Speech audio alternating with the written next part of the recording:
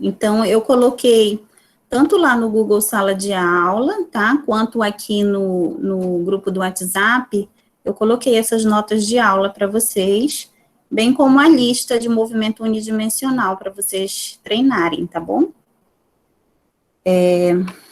Vamos lá.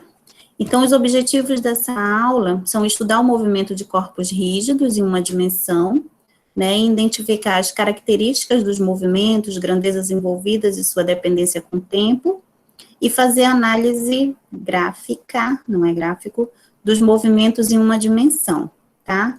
E aí a gente vai finalizar lá com analisar o movimento de queda livre e movimento vertical como exemplos de movimento em uma dimensão, tá bom?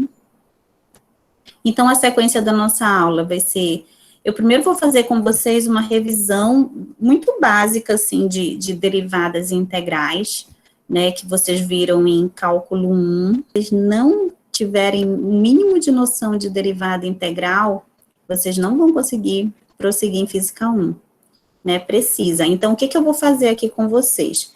Eu não vou dar uma aula com todas as regras para vocês de derivadas integrais, mas eu vou falar alguns elementos essenciais que nesse primeiro momento nós vamos precisar, tá bom? E aí, conforme a medida da necessidade, vocês vão estudando um pouco mais para quem tem dificuldade, tá? A gente não vai precisar muito, assim, na física, em termos de derivadas integrais, a gente aplica de uma forma muito direta, né? A gente não vai precisar de tanta regra, né? A gente vai precisar só de algumas. Eu vou passando e conforme vocês vão tendo dúvida, vocês vão me parando, tá? No decorrer da aula, tá bom? Certo. Certo, professora. Então, vamos lá. Primeiro a gente vai fazer essa revisão de derivadas integrais, tá? Então, considere uma função, né? Por exemplo, aqui, olha.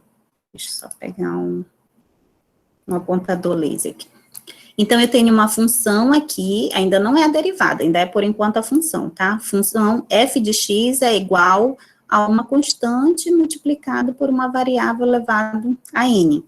Né? Por exemplo, eu posso ter aqui, olha, esse exemplo aqui embaixo. F de x é igual a 3x elevado à quinta. Né? Então, desde lá do ensino médio, né, quando a gente está estudando funções, a gente aprende que isso daqui é chamado de função polinomial.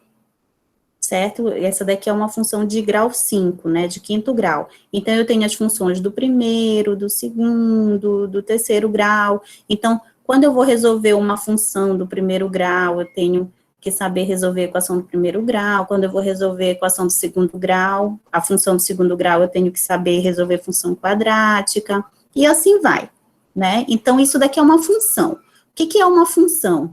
Não é? É quando uma variável, eu poderia representar aqui por y, por exemplo, ela depende da outra. Então, dependendo dos valores que eu tenho aqui, eu posso ter, desculpa, outros valores para y. Então, o que eu vou fazer aqui? Eu vou tirar a derivada dessa função f de x. Vamos aprender a derivar em 2 minutos aqui, né, para quem não sabe. Como é que eu represento a derivada? Eu represento por esse d dividido por dx. Por que x? Porque a minha variável aqui é o x, certo?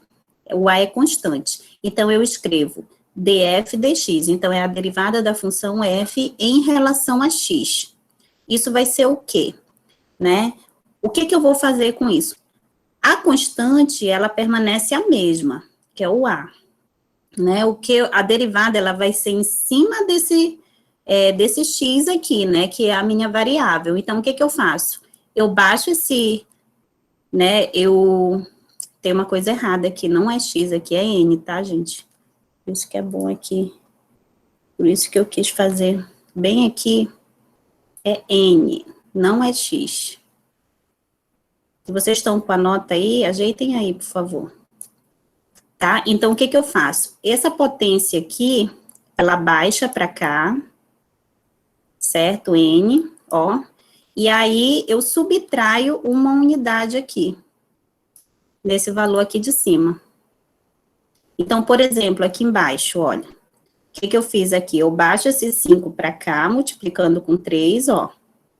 e eu subtraio uma unidade desse 5. 5 menos 1, 4, né? E aí eu só vou resolver.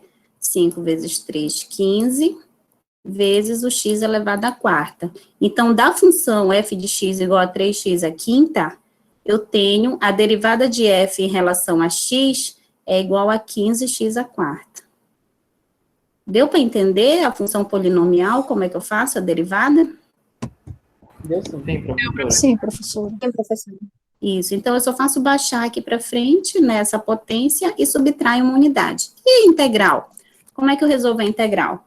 A integral dessa mesma função, a vezes x elevado a n, né, sendo que esse n pertence aos inteiros e o a é um número real, né, então cada vez que você deriva, vai subtrair uma unidade, entendeu? Mas só que esse n, ele tem que pertencer aos inteiros, entendeu? Porque vocês vão, tem algumas regras de derivada, de que se esse n não é inteiro, então tem uma outra regra para você fazer essa derivada, entendeu? Eu estou trabalhando com o número inteiro. Mas você pode, cada vez que você deriva, vai subtrair uma unidade. Mas aí, se você tirar a segunda derivada daqui, você já vai ter que colocar um 2 aqui. Não aqui, né? Porque aqui é só a primeira. Mas se eu fosse derivar de novo, só apagar aqui. Olha, vamos supor, eu quero tirar a segunda derivada agora, né? Então, eu faço segunda derivada de f em relação a x, eu represento assim, ó. Isso vai ser igual. Aí, o que eu faço? Baixo 4 para cá, 4 vezes 15 dá 60, né? X, e subtraio uma unidade aqui. Isso já é a segunda derivada. Se eu fosse fazer a terceira derivada, e aqui ficava cubo, né? Aí, eu baixo aqui 3 vezes 60 e diminuo uma unidade aqui. Tá, e agora a integral. Como é que eu faço a integral? A integral eu represento por essa cobrinha aqui, né? Então, na matemática, vocês aprendem que existe a integral definida, a integral indefinida, né? Saibam que vai existir um limite de integração aqui, se a integral for definida. Eu quero integrar de onde até onde uma função, de que valor até que valor. Mas, por enquanto, eu estou usando indefinido aqui, uma integral indefinida, tá? Então, eu tenho uma função, se eu quero saber a integral dessa função, eu represento assim, integral de f de x dx, certo? Aí, como é que eu faço? Eu repito a constante, e aí, essa potência aqui, eu somo uma unidade. Observa que a derivada subtrai, né? Mas eu não desço nada na integral. Eu só somo uma unidade e divido por esse valor aqui somado com 1, ou seja, essa potência aqui resultante, ó. Enquanto na derivada, né, eu multiplico e subtraio aqui, na integral eu somo e divido. Entenderam, gente? Então, olha um exemplo aqui, né, dessa mesma função aqui, f de x é igual a 3x à quinta. Então, eu vou fazer a integral de f de x em relação a x. Então, eu repito 3, que é constante. Já que é integral, eu tenho que somar uma unidade nesse 5 aqui. 5 mais 1, 6. E eu divido por essa soma aqui. 5 mais 1. Então, fica 3 vezes 5 elevado a sexta dividido por 6. 3 dividido por 6, né, dá meio, né? 1 sobre 2, x à sexta. Então, a integral de 3x à quinta é x à sexta sobre 2. Então, agora eu vou dar uma função e vocês vão me dizer qual é o valor da derivada dessa função, tá? Da derivada e da integral. Se o y, ou f de x, né, for igual a 6x à quarta, qual é a derivada de y em relação a x? Eita. Derivada de y em relação a x dá quanto? 24x ao cubo. 24x ao cubo. E agora eu quero a integral de y dx, né? De y em relação a x. Aí o que eu faço? Eu repito a constante, né? O que eu faço aqui agora? É somando expoente x à quinta dividido por 5. Isso, x à quinta dividido por 5, porque é 4 mais 1 que dá 5. Pronto, como não dá para dividir aqui, eu deixo assim mesmo. Entendi agora. Pronto, já aprendeu a integrar, derivar. Pelo menos a função polinomial, sim. Vamos lá, seguir. E aí, como é graficamente, né, que a gente analisa isso? Se eu tenho um gráfico aqui, esse f de x é a mesma coisa que o y, né? Então, eu tenho na vertical um eixo f de x, né, que é o y, e na horizontal eu tenho o eixo x. Então, eu tenho aqui um gráfico qualquer, uma curva, né, aqui, ó. E aí, eu tenho 2 pontos, eu tenho o ponto inicial aqui e o ponto final, certo? No ponto inicial, eu tenho, esse daqui é o ponto 1 e esse daqui é o ponto 2. Então, eu tenho o valor de x1 e do f de x1, que é o domínio e a imagem, né? O domínio é o x1 e a imagem é o f de x1. E aí, no ponto 2 também, eu tenho o valor, ó, do x2 e o f de x2, né? O correspondente imagem desse domínio aqui.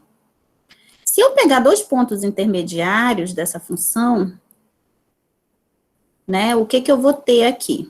Eu vou ter um valor qualquer x, aqui, ó, bem aqui eu tenho um valor qualquer x, certo? E aqui eu tenho a imagem do x, ó, o f de x, certo?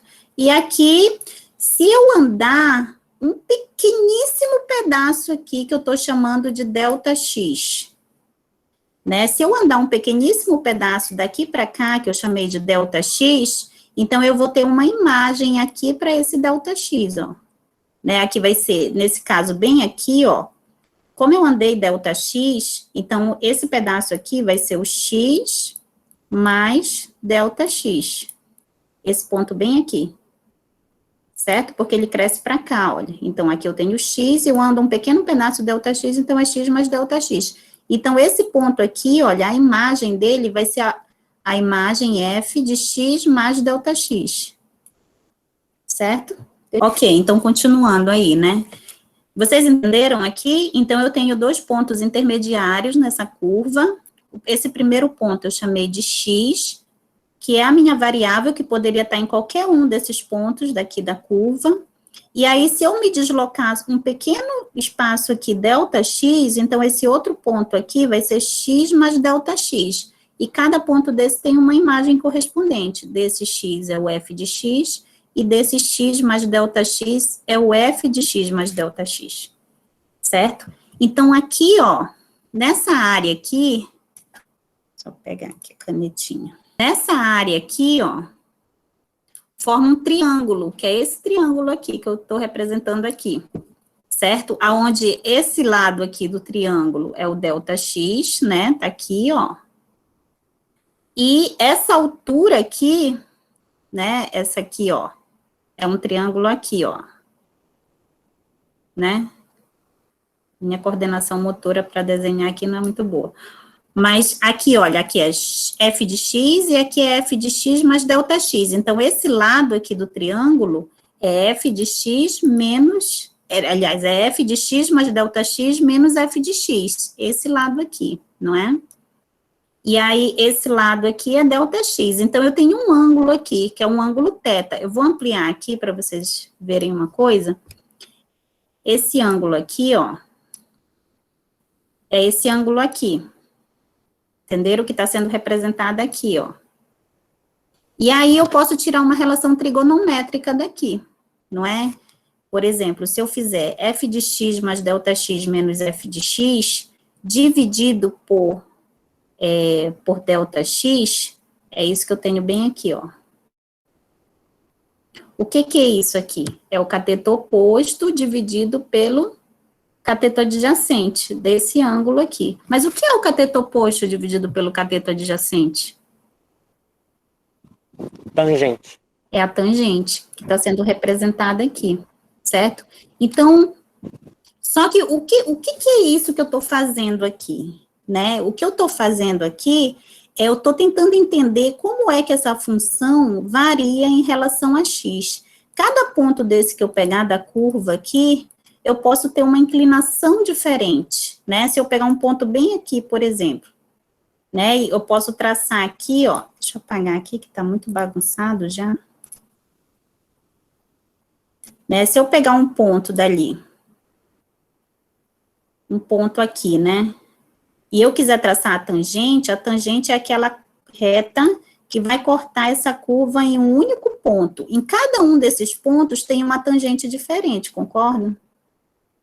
Não é? Ou seja, a taxa de variação de f em relação a x depende do ponto que você pegue. E quando você aproxima esse ΔX a zero, você recai num único ponto. Então, é isso que eu estou fazendo aí. Se eu fizer o limite com esse ΔX tendendo a zero, dessa função aqui, aí eu vou cair nessa tangente, né? Que nada mais é do que a definição de derivada de uma função em relação a uma variável, x, né? Por isso que há uma relação direta da tangente com a derivada. Porque o que é a derivada?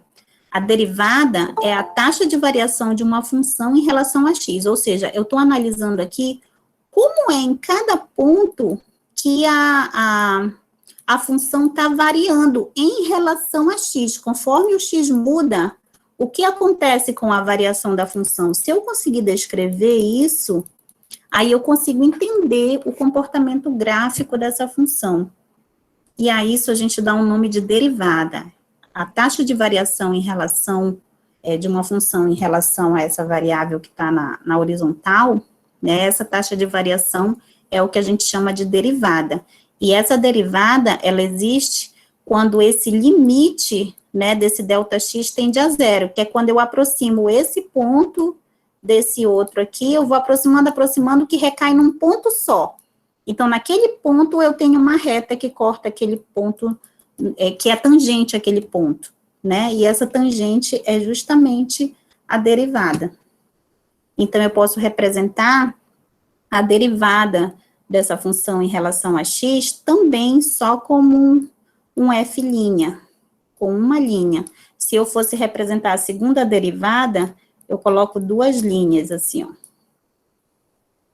Ou, né, da forma como eu coloquei ainda agora para vocês, né, df quadrado, d quadrado f, né, não tem isso aqui, d quadrado f dx quadrado.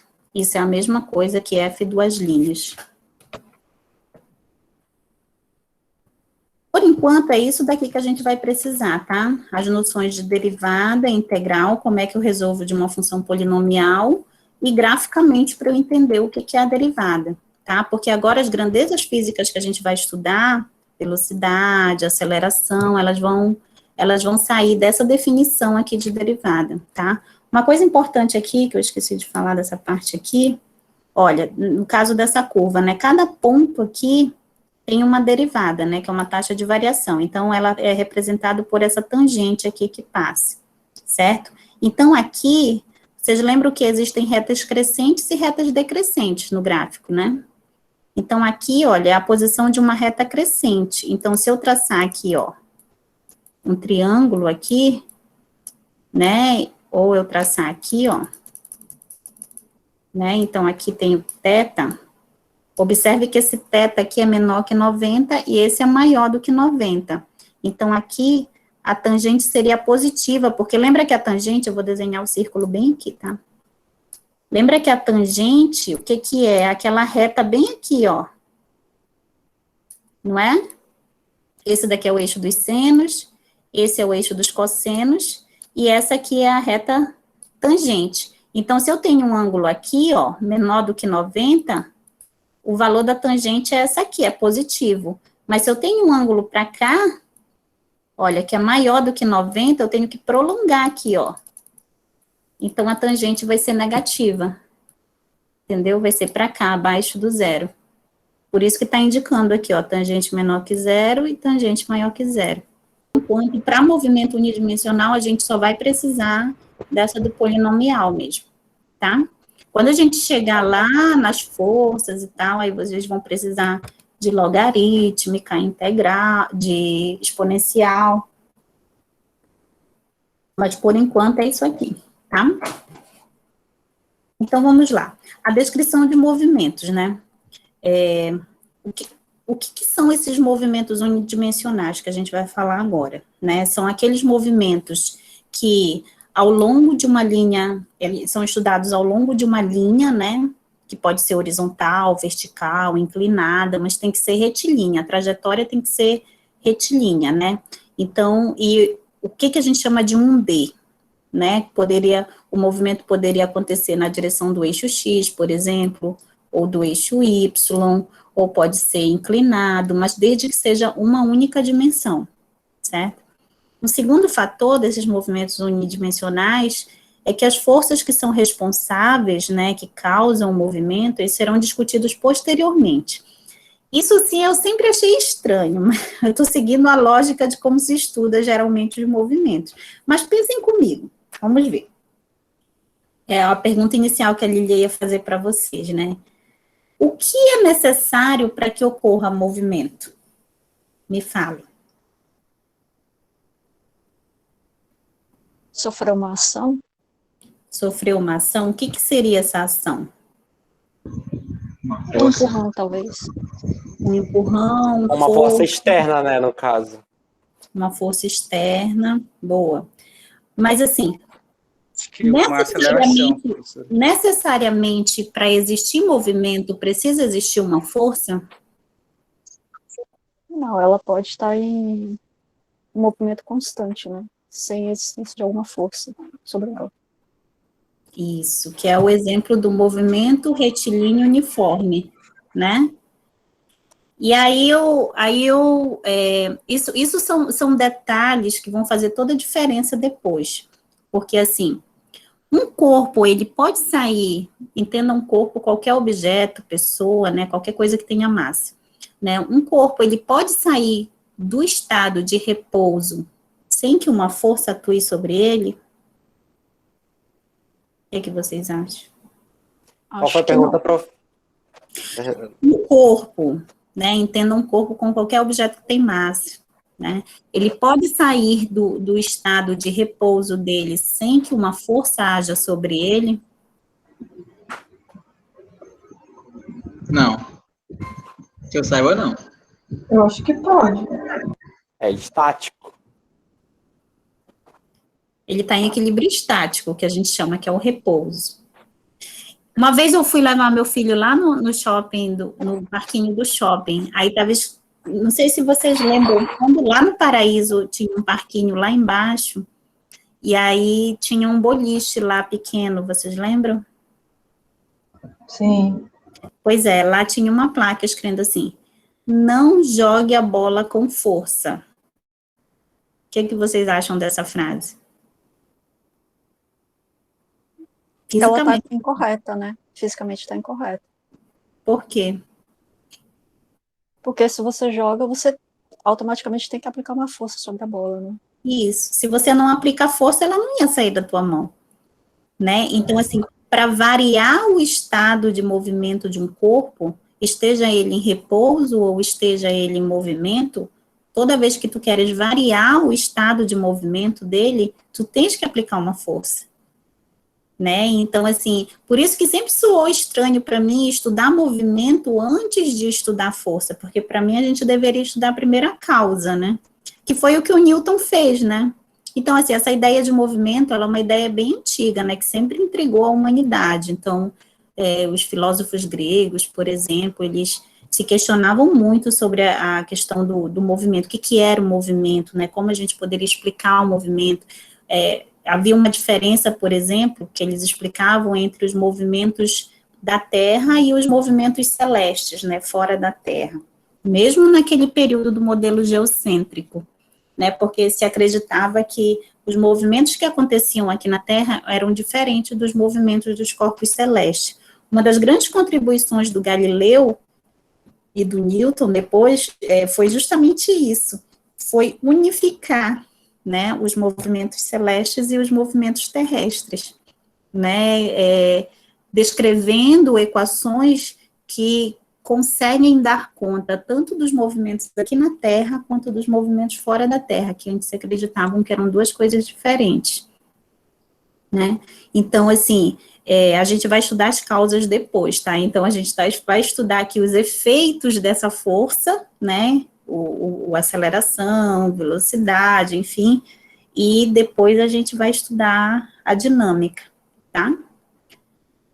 Mas saibam que para um corpo sair, né, do estado de repouso dele, necessariamente vai precisar existir uma força, né? Se o corpo está acelerando, tem uma força também, tá? E o terceiro ponto é um objeto em movimento, pode ser tanto uma partícula, um objeto pontual, como um elétron, por exemplo, um objeto que se move como uma partícula. Isso é muito importante, gente, principalmente para vocês que estão no curso de formação de professores, só ver quem está querendo entrar aqui.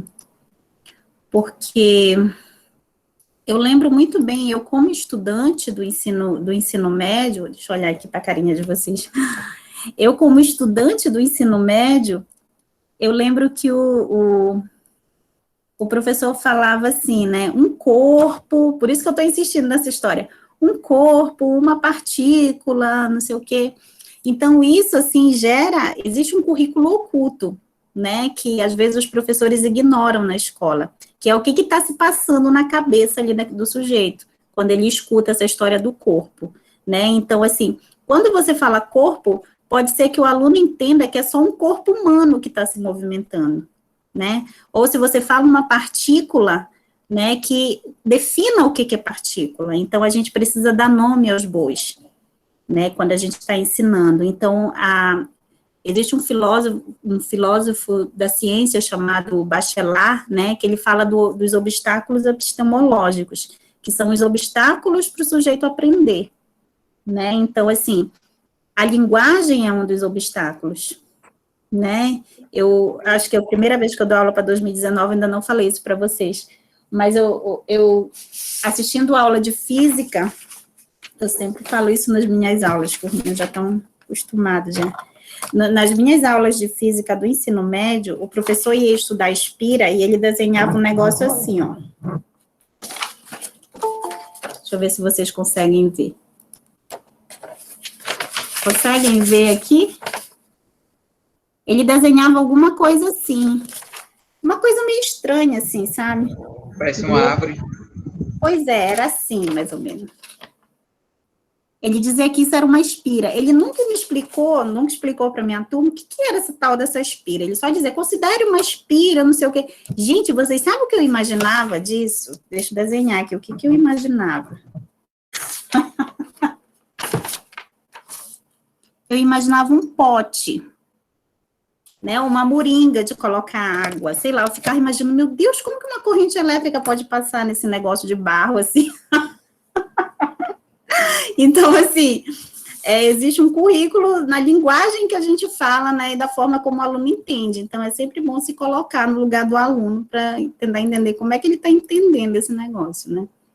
Por isso que eu insisto nas palavras, tá? Então, aqui, por exemplo, olha, um corpo rígido descendo um plano inclinado, né, ele é um exemplo de partícula, né, por exemplo, aqui eu tenho um plano inclinado e eu tenho um bloquinho, que é um corpo rígido, porque, gente, nós estamos estudando aqui a mecânica dos sólidos.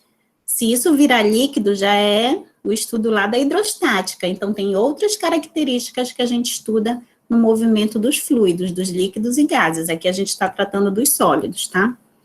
Corpos em movimento de rotação, enquanto transladam, não serão ainda objetos de estudo desse capítulo. Foi uma pergunta que vocês me fizeram na aula passada, né?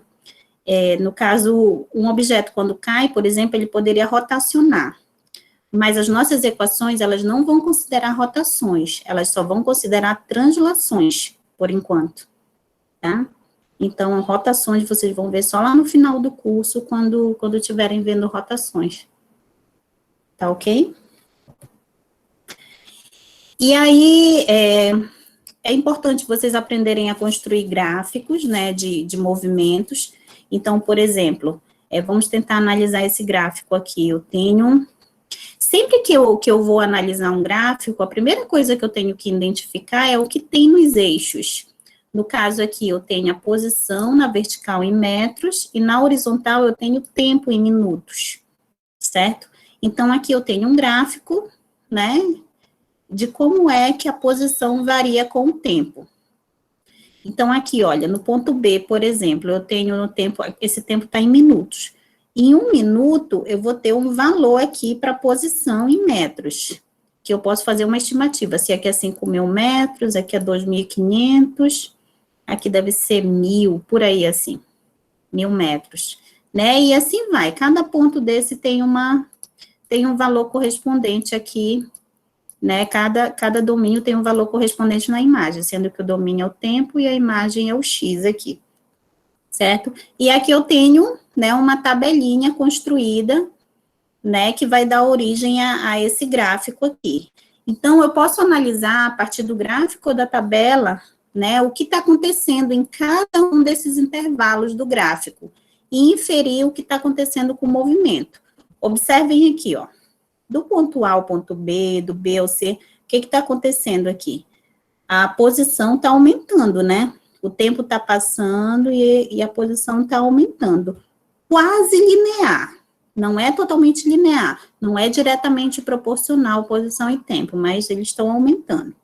Quando chega no ponto D, o que está acontecendo do ponto D ao ponto E? E digam.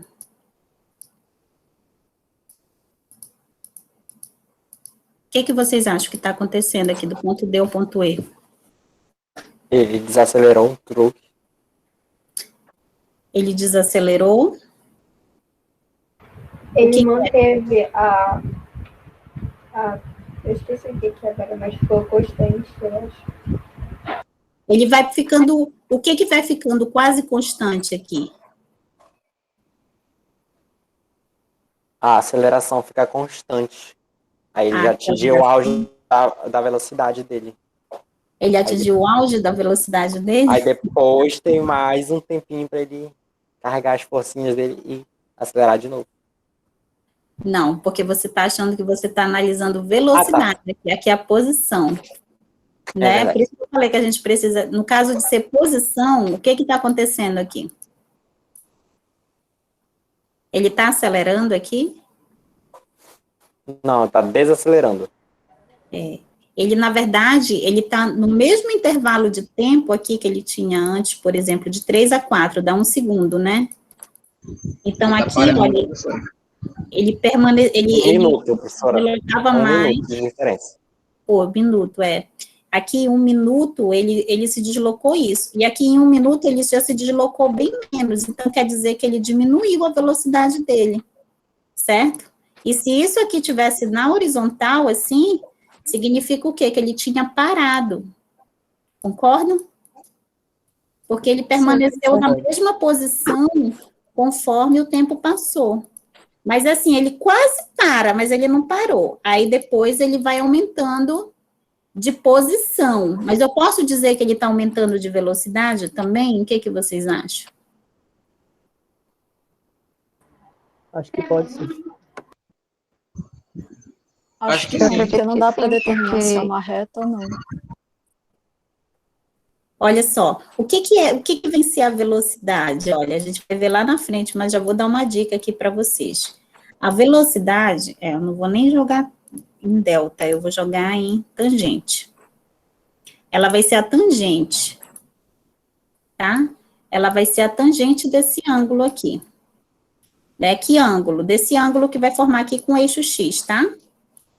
Então, aqui, ó, se eu coloco aqui, eu pego um ponto aqui e um ponto aqui, aí eu pergunto para vocês, nesse ponto C, nesse ponto D e no ponto E, em qual deles a tangente é maior? No D. Nesse último que a senhora marcou. No G. Né? Aqui é G. Isso. Por quê? Isso, porque aqui, olha, é menor do que 90, mas ele está se aproximando de 90, né? Aqui o menor é aqui, ó. E aqui, ó. Aqui é o ângulo. Né? Então, como esse ângulo aqui é maior, mas é menor do que 90, né?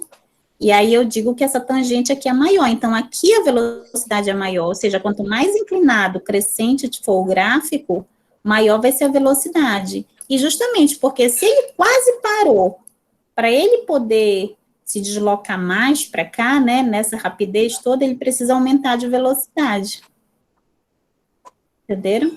Então, eu preciso sempre analisar o que tem aqui no gráfico, na vertical e na horizontal, e eu analisar ponto a ponto o que está acontecendo, para eu poder inferir o que está acontecendo com a posição, com a velocidade, para entender a lógica do movimento.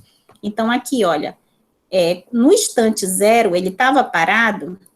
O que vocês acham?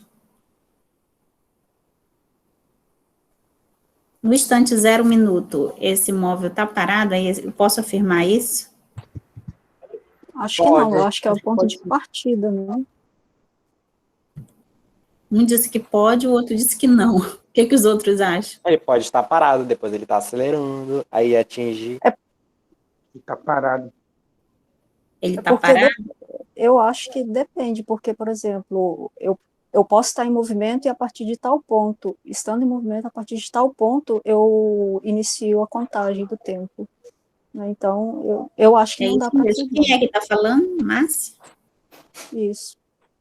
É isso mesmo. Assim, nesse caso, eu não posso inferir se ele estava ou não parado. O problema teria que me dar outra coisa. Só o gráfico não pode me dizer isso. Por quê? Porque o que ele está me dizendo é que no instante inicial, t igual a 0, ele está na posição 0. Ele pode estar parado, ele pode estar passando já por lá com uma determinada velocidade, mas o que eu sei é que a partir dali, né, ele está praticamente com velocidade constante, olha, porque a taxa de variação da posição em relação ao tempo é quase constante, só que aí depois vai tendo uma pequena curva, né? Entendeu? Então, eu tenho que ter cuidado com o que tem nesse gráfico, tá? Continuando agora, olha, construa o gráfico para um corpo que cai em queda livre. Olha que bonito que fica. Né? Então, o que é a queda livre? Né? Então, eu pego um objeto, tem nenhum objeto aqui perto de mim? Objeto pontual, deixa eu ver se tem. Não tem aqui. Mas se vocês tiverem alguma coisa aí, você pega um objeto. O que é a queda livre? Livre é no sentido de livre da resistência do ar. Tem gente que acha que é livre de campo gravitacional. Não é, gente. Se não tiver campo gravitacional, ele não cai, tá? É livre de resistência do ar. Depois a gente coloca o ar lá na frente, nas leis de Newton, para vocês verem o que acontece, tá? Mas assim, livre da resistência do ar, se eu tenho um objeto que cai, né? No instante inicial, aqui o tempo dado em segundos e a posição dada em metros. No instante inicial, a posição é 0. Então, é o ponto 0, 0. Está sendo marcada aqui, ó, no gráfico.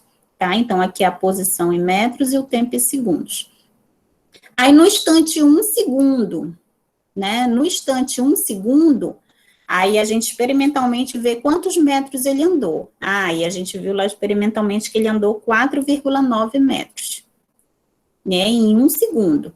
Depois, no instante 2, aliás, não é que ele tenha andado 4,9 metros, ele está na posição 4,9, tá? Porque você tem que imaginar... Eita, peraí, deixa eu tentar escrever uma reta aqui.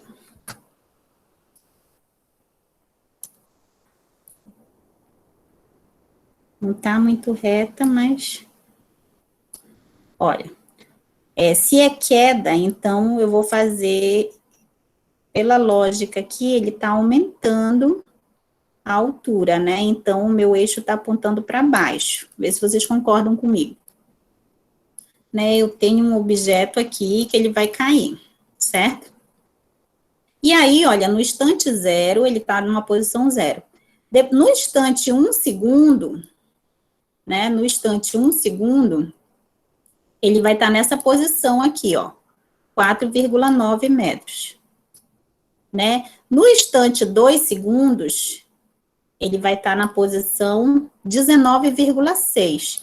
Olha só, de 4,9, quase 5, 19,6 é bem mais embaixo, né? Aqui, tá fora de escala o meu, mas eu sei que é maior. E aí, ó, no instante 3 segundos é muito mais aqui para baixo. O que você percebe aqui? 44,1. Que não é linear, né? Então, ó, em 1 segundo aqui ele andou quase 5 metros. Aqui, se fosse movimento uniforme, ele andaria a mesma distância no mesmo intervalo de tempo, né? Aqui ele andaria aproximadamente 10, mas ele andou quase 20. No instante 3 segundos, muito mais. Então, quer dizer que a relação ela não é linear.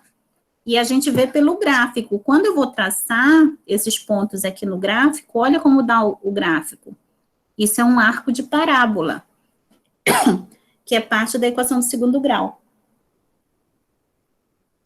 Por isso que o movimento, né, em queda livre, a gente vai ver que o gráfico dele, ele é uma função, né, quadrática no tempo, certo? Se você fizer uma função quadrática aqui, você vai ver que vai dar bem certinho.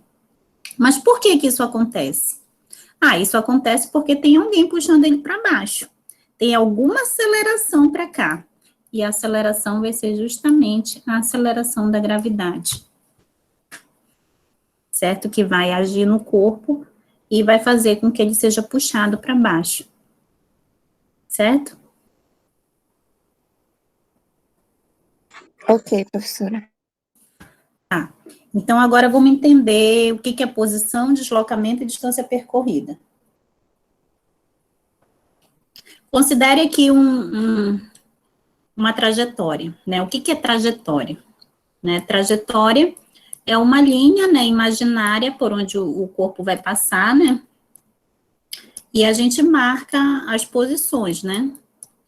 Então, eu comecei falando para vocês, olha, existe a trajetória retilínea, que a gente vai estudar, que são os movimentos unidimensionais, né? Então, a trajetória vai ser essa linha imaginária aqui por onde o corpo vai passar. Se eu estou representando o voo de uma mosca, por exemplo, né? Então, essa trajetória é toda louca dela, né? Entendeu? Então, nesse caso aqui, a trajetória é bonitinha, unidimensional. E aí, se eu vou no sentido, eu posso ir no sentido positivo, por exemplo, da origem, né? Que é esse ponto zero aqui da minha trajetória, com posições crescentes, ou eu posso vir no sentido negativo, que é quando eu venho nesse outro sentido aqui, certo? Então, esse marco zero aqui é chamado de origem. Aqui em Santarém, por exemplo, nós temos uma rodovia que começa aqui e termina em Cuiabá, que é a Santarém-Cuiabá, né? Então, o marco zero dela fica aqui em Santarém. E aí, ela segue uma trajetória crescente, né, no sentido de Cuiabá. E aí, então, a gente vai depois chamar, dependendo do sentido da trajetória, né, lá no final eu fiz uma síntese disso para vocês, mas é que existe o movimento progressivo e o movimento retrógrado, né? O movimento progressivo é aquele que é a favor, né, da trajetória, está aumentando. Então, e daqui de Santarém para Cuiabá, por exemplo, é movimento progressivo, né? Se você vai, né, de Cuiabá para Santarém, aí você vem diminuindo os marcos na estrada da Santarém-Cuiabá, então aí você vem no movimento retrógrado, certo? O que é a posição?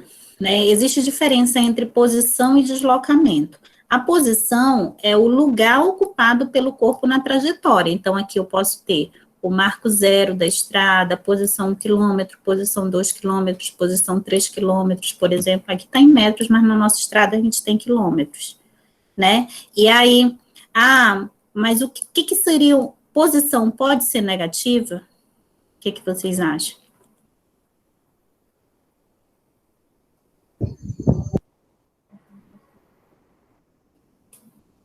Eu posso ter posições... Acho que sim, professora. Acho que não, professora. As posições podem ser negativas. Por exemplo, eu posso descrever uma função horária com uma posição inicial menos 4 metros ou menos 4 quilômetros. O que significaria esse menos 4? Significaria dizer que ele está a 4 metros da origem, né, no sentido negativo, né, ou a 4 quilômetros da origem. A posição, ela pode ser negativa, tá? O que vem ser o deslocamento?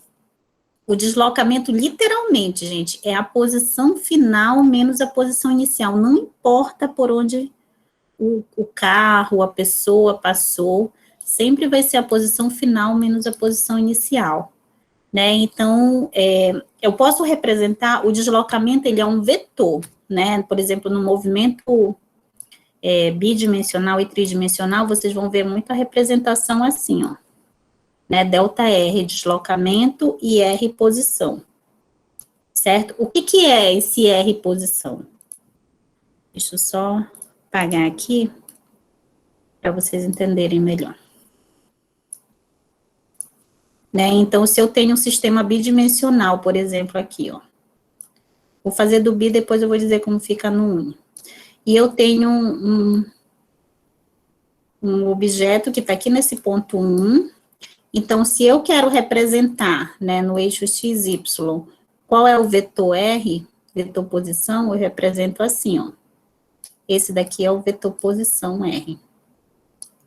Certo? Então, se ele vai dessa posição até essa posição, se eu tenho um corpo que vai dessa posição a outra, então aqui eu tenho o R1 e aqui eu vou ter o R2. Certo? Então, aqui, olha, eu vou ter daqui para cá, eu vou ter o delta R. E no movimento unidimensional aqui, ó. Então, se uma pessoa vai do ponto A ao ponto D, qual o valor do seu deslocamento? Né? Então, se ele vai aqui, ó, do A até o D, eu poderia representar o deslocamento dele assim, como um vetor saindo do A e indo na direção do B. Eu posso representar assim, delta R? Posso. Né, isso daqui é um vetor também, ele só está em uma dimensão, né? Geralmente, vocês não vão ver nos livros didáticos sendo representado assim, mas eu posso representar em forma de vetor dessa forma, tá? É um movimento unidimensional. Esse daqui é o deslocamento. O módulo desse deslocamento, né, eu posso escrever assim, o módulo de delta R, né? Eita, tá horrível isso, né?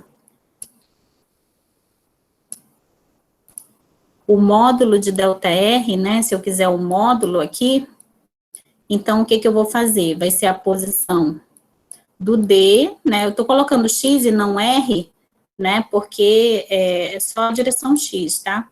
XD menos XA. Qual é o valor do D?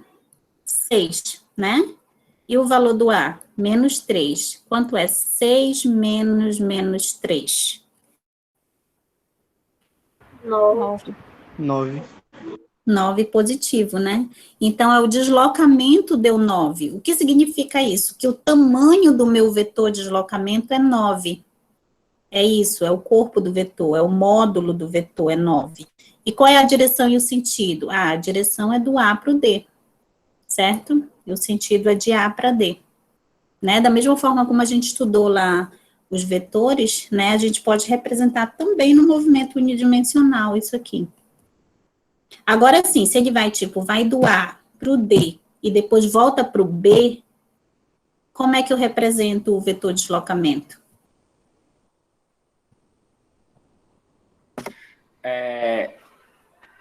X é só faz adicionar mais B ao D, o segmento B ao D.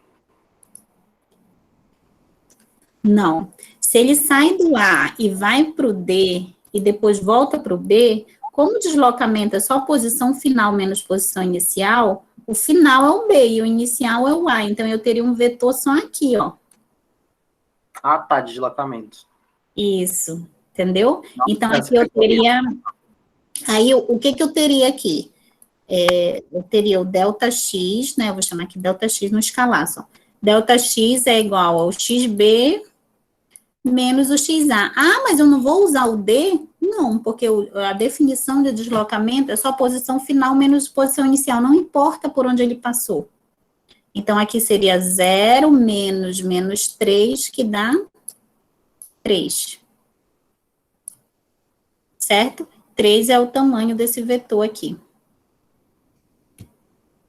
Entenderam? E se eu fosse do A, não, eu vou do C para o E e depois eu vou para o B. Qual é o valor do deslocamento? Vetor de C para B. É C, E, B.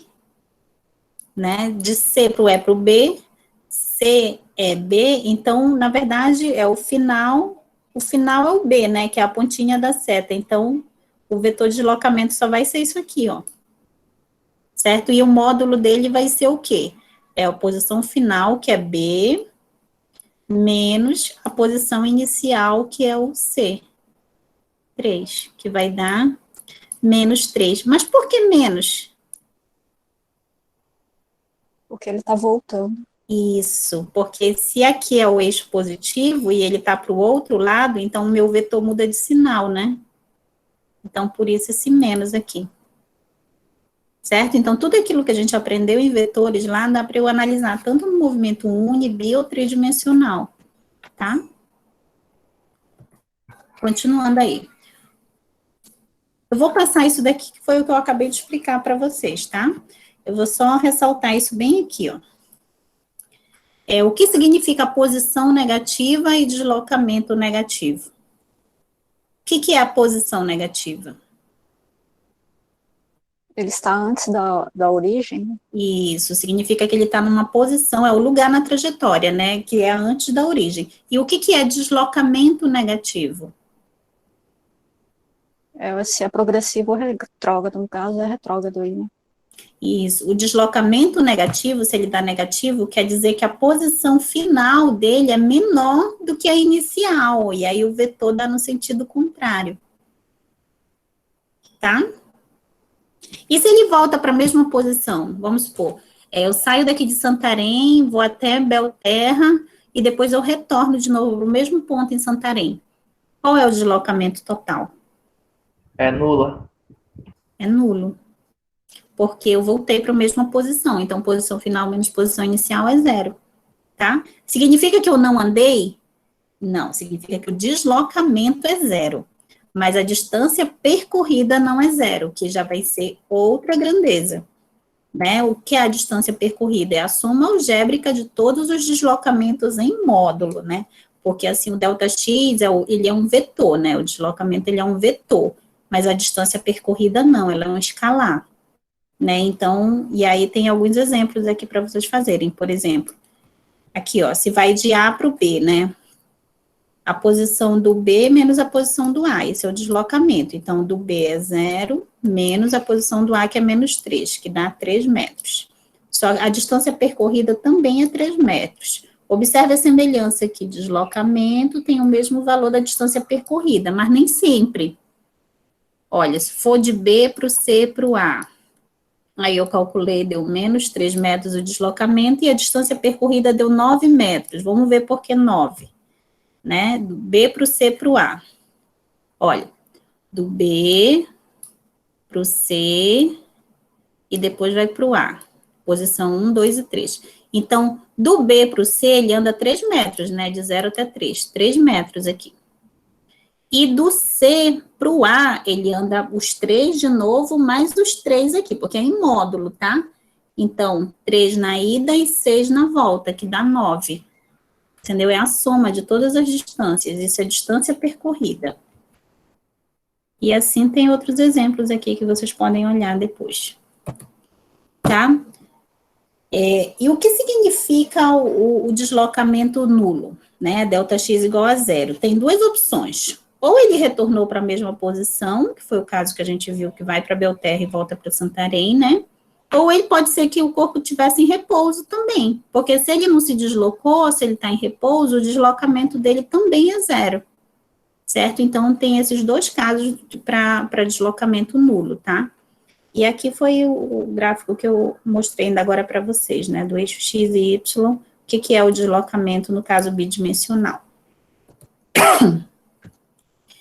Para o estudo dos movimentos, a gente precisa, agora a gente entra especificamente em equacionar os movimentos, né? Deixa eu só me situar na hora aqui. Vocês têm alguma dúvida até aqui? Tá Por ok? enquanto, não. Tá Por ok, enquanto, professora. ainda, sim. Tá ok? Então, olha, para a gente equacionar os movimentos, né? Porque é muito legal a gente ver, assim, o que é um movimento, né? O movimento, ele é um enigma, né, para a humanidade, mas, assim, a partir do momento em que as pessoas começaram a perceber que era possível utilizar a matemática para descrever o que está acontecendo com esses movimentos, né, isso foi uma descoberta muito, muito importante. Então, o que se sabe hoje, né? Para eu fazer o estudo de um movimento, eu preciso basicamente de 3 grandezas. Eu preciso definir posição, velocidade e aceleração. Todas elas em relação ao tempo. Então, quer dizer, conforme o tempo passa, eu preciso saber o que será que acontece com a posição desse objeto aí que está se movendo, desse corpo que está se movendo, conforme o tempo passa. O que será que está acontecendo com a velocidade? O que será que está acontecendo com a aceleração? Então, essas são as perguntas que a gente tem que se fazer, né? E aí, seja através de equações, seja através de gráfico, mas eu preciso entender, né, o que está acontecendo. Essa é a sugestão que eu dou para vocês, para começarem o estudo de movimento no ensino médio como professores, porque é muito comum as pessoas já começarem com MRU e MRUV. E eu não acho legal começar equacionando esses movimentos, porque os estudantes, eles perdem a noção do que eles estão fazendo ali. Então, eu acho que a primeira coisa que o estudante precisa entender é o que a gente vai querer fazer com isso, né? O que a gente está querendo descrever? A gente está querendo entender esses movimentos, seja lá que movimento for. Um corpo está em movimento, a gente está tentando entender. Então, para isso, a gente vai precisar definir velocidade, aceleração e posição, como é que elas mudam com o tempo. Depois vão surgindo a história do MRU e do MRUV, porque os alunos, às vezes, eles acham que só existe esse tipo de movimento, né? Pelo fato de não ter uma discussão inicial com eles sobre isso. Tá?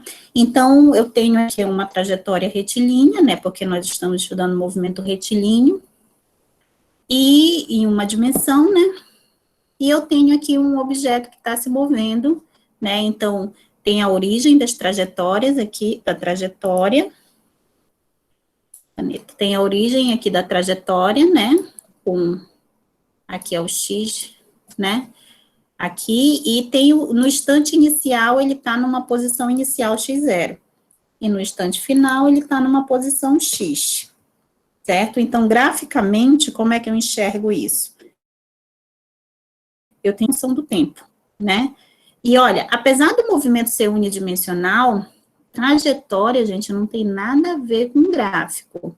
Porque tem gente que acha que porque o movimento, ele é em linha reta, né, trajetória retilínea, já acha que o gráfico tem que ser uma reta. E uma coisa não tem nada a ver com a outra.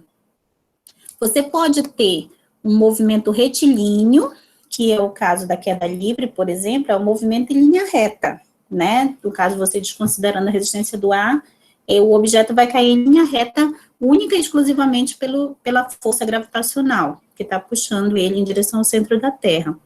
E ali, quando você vai ver o gráfico da posição em função do tempo, não dá uma reta.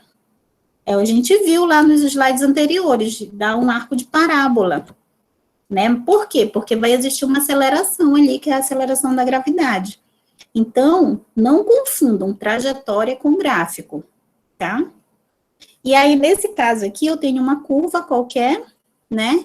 E aí eu tenho tempo, no instante inicial, eu tenho uma posição inicial. E no instante final, eu tenho a posição final, certo? Assim como eu fiz lá quando eu estava falando de derivada, eu posso pegar 2 pontos quaisquer aqui, certo? E chamar esse daqui, olha, esse primeiro ponto aqui teria um instante t, né? Aqui, ó, teria um instante t, e esse daqui seria o t mais delta t, né? Assim como eu fiz para o x lá no início. E a mesma coisa aqui, teria uma imagem aqui, né? Para esse t e para esse t mais delta t, né? correspondendo aqui ao f de t e o f de t mais ΔT, aqui e aqui. E aí, o que a gente pode fazer aqui? A gente pode tentar aproximar esse ponto um do outro para surgir aquela tangente, né? Vocês já estão vendo aqui que eu já estou tentando enfiar uma derivada aqui, né? Então, aqui, o que eu estou fazendo? Eu posso fazer esse ΔT, ele tender a zero. Ou seja, o que é o ΔT tendendo a zero?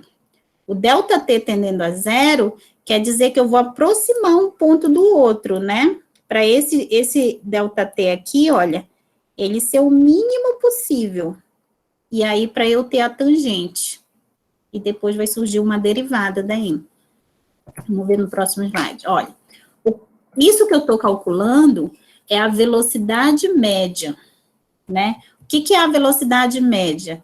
Ela vai ser, a velocidade vai ser o ΔX, né? Se eu pegar esses dois pontos macros aqui, esse, deixa eu apagar aqui.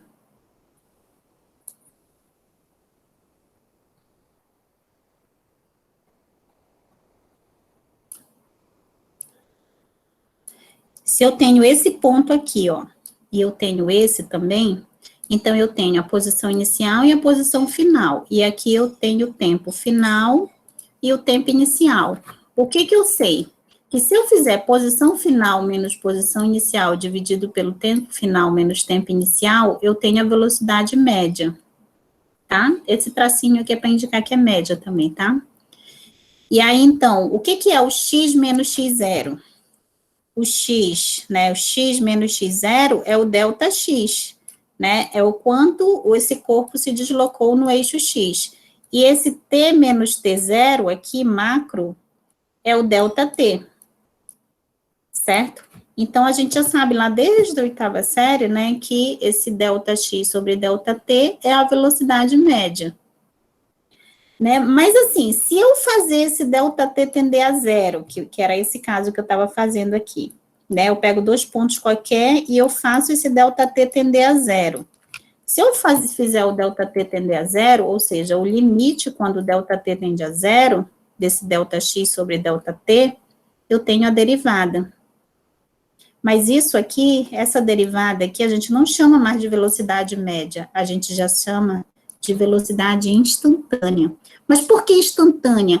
Porque eu elevei tanto o ΔT a zero que não virou mais intervalo de tempo, já virou aquele instante, né? No gráfico aqui, olha, esse ΔT tendendo a zero, ele tende a um único ponto, que acaba se confundindo com aquele instante.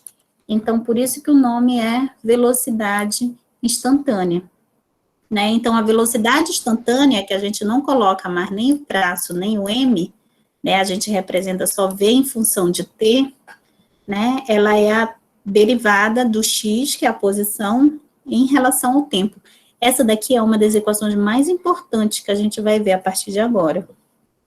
Todos entenderam qual é a diferença entre velocidade média e velocidade instantânea? Sim, professora. Sim, professora. Sim. Então, a velocidade, por exemplo, quando você olha no velocímetro do carro, né, lá no, que está no visor do carro, que indica a velocidade, aquela ali é a velocidade instantânea, é a velocidade naquele instante, não é a velocidade média. A velocidade média você precisa calcular com a distância que você percorreu dividido pelo intervalo de tempo. Aí você tem a velocidade média, certo? A velocidade instantânea naquele instante. Aquele material que eu passei para vocês lá do produto educacional do professor Márcio, ele vai discutir umas coisas bem interessantes lá entre velocidade média e instantânea, com alguns exemplos regionalizados, tá? Depois vocês dão uma olhada. E professora? Sim? Então, tipo assim, se eu tenho a velocidade média, eu quero saber a velocidade instantânea, é só calcular a derivada da velocidade média? Não. Se você tiver a velocidade média, você tem que tirar o limite, né? Porque tem diferença de limite para derivada, né? Porque isso aqui é a velocidade média, né? Porque a velocidade média, você não vai ter uma equação dela em função do tempo, porque ela não depende do tempo, entendeu, Larissa? ela vai ser um valor, a velocidade média vai ser o deslocamento dividido pelo intervalo de tempo, é macro. Só que quando você vai para o micro, que é quando você coloca esse ΔT tendendo a zero, aí você vai ter a derivada. Então, os problemas que a gente vai resolver, geralmente, você vai ter uma função para posição em relação ao tempo. E aí você vai derivar essa função em relação ao tempo, e aí sim você vai ter a velocidade instantânea. Entendeu? Entendi, agora eu entendi. Tá, e aí o que vem ser aceleração? E é bem legal essa diferença, gente, entre velocidade e aceleração. Eu lembro quando eu dava aula no ensino médio, eu vi lá no Física Conceitual, né, que vocês estudam Física Conceitual, o Hewitt, né, tem uma questão que fala assim, e se você escrevesse uma carta para uma pessoa que você não conhece, uma pessoa que você conhece, né, depois de uma aula de física, explicando a diferença entre velocidade e aceleração. Foi bem legal, eu passei essas atividades para os alunos, e aí eu trabalhei junto com a professora de português, a construção de texto, foi bem bacana. Mas, assim, por que é importante a gente saber bem essa diferença entre aceleração e velocidade? Né, nas próprias falas de alguns de vocês, no início da aula, eu percebi ainda essa mistura, né, o que é a aceleração e o que é a velocidade. A velocidade, ela vem ser o quanto que vai variar a posição em relação ao tempo, tá?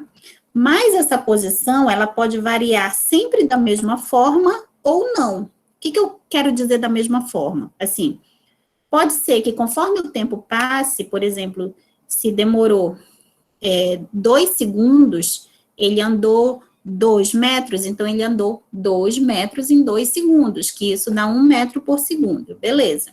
Mas seguindo mais, né, quando chega no 3º segundo, né, ele não vai mais andar a mesma distância no mesmo intervalo de tempo. Nesse caso, como ele não está andando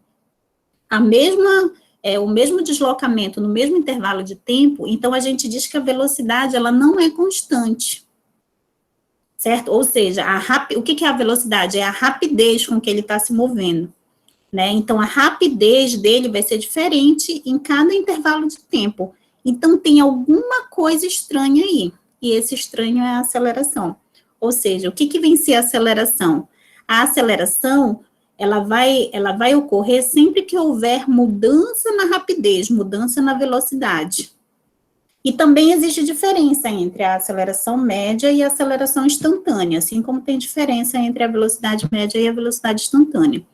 A aceleração média, né, você vai tirar ela como a velocidade, né, final, naquele instante final, menos a velocidade naquele instante inicial, dividido pelo tempo final menos tempo inicial. A definição de média, ela sempre vai ser assim, final menos a inicial, né? No caso da velocidade média, vai ser posição final menos posição inicial, dividido pelo tempo final menos tempo inicial. A aceleração, como ela é a variação da velocidade, então vai ser velocidade final menos velocidade inicial, dividido por tempo final menos tempo inicial. Nesse caso, aqui, velocidade final menos velocidade inicial é o ΔV, é a variação de velocidade, e tempo final menos tempo inicial é o ΔT, né? Então, é o ΔV sobre ΔT. Isso é a aceleração média. Mas se eu não estiver interessado na aceleração média, mas sim na aceleração naquele instante, na aceleração instantânea. E aí a gente já aprendeu que se a gente quiser a instantânea, naquele instante, eu tiro o limite desse médio, assim como eu tirei da velocidade. Então, vai ser o limite quando o ΔT tender a zero, de ΔV sobre ΔT, que é a aceleração média. Então, a aceleração instantânea, olha, acostumem-se com essa notação aqui. Toda vez que vocês verem limite quando esse de baixo aqui tender a zero, de uma relação que tem o delta, que significa a variação, isso sempre vai ser a derivada. Entendeu? Então, o limite de ΔT tendendo a zero de ΔV sobre ΔT é a aceleração instantânea. Então, eu posso dizer que a velocidade é a derivada da posição em relação ao tempo, certo? E a aceleração é a derivada da velocidade em relação ao tempo. Eu posso também dizer que a aceleração é a segunda derivada da posição em relação ao tempo. Vocês entendem por quê? Porque se eu derivei a primeira vez, deu a velocidade, né? Então, se eu derivar a segunda vez, dá aceleração. Ok? Alguma dúvida aqui? Não, professora. Não, professor.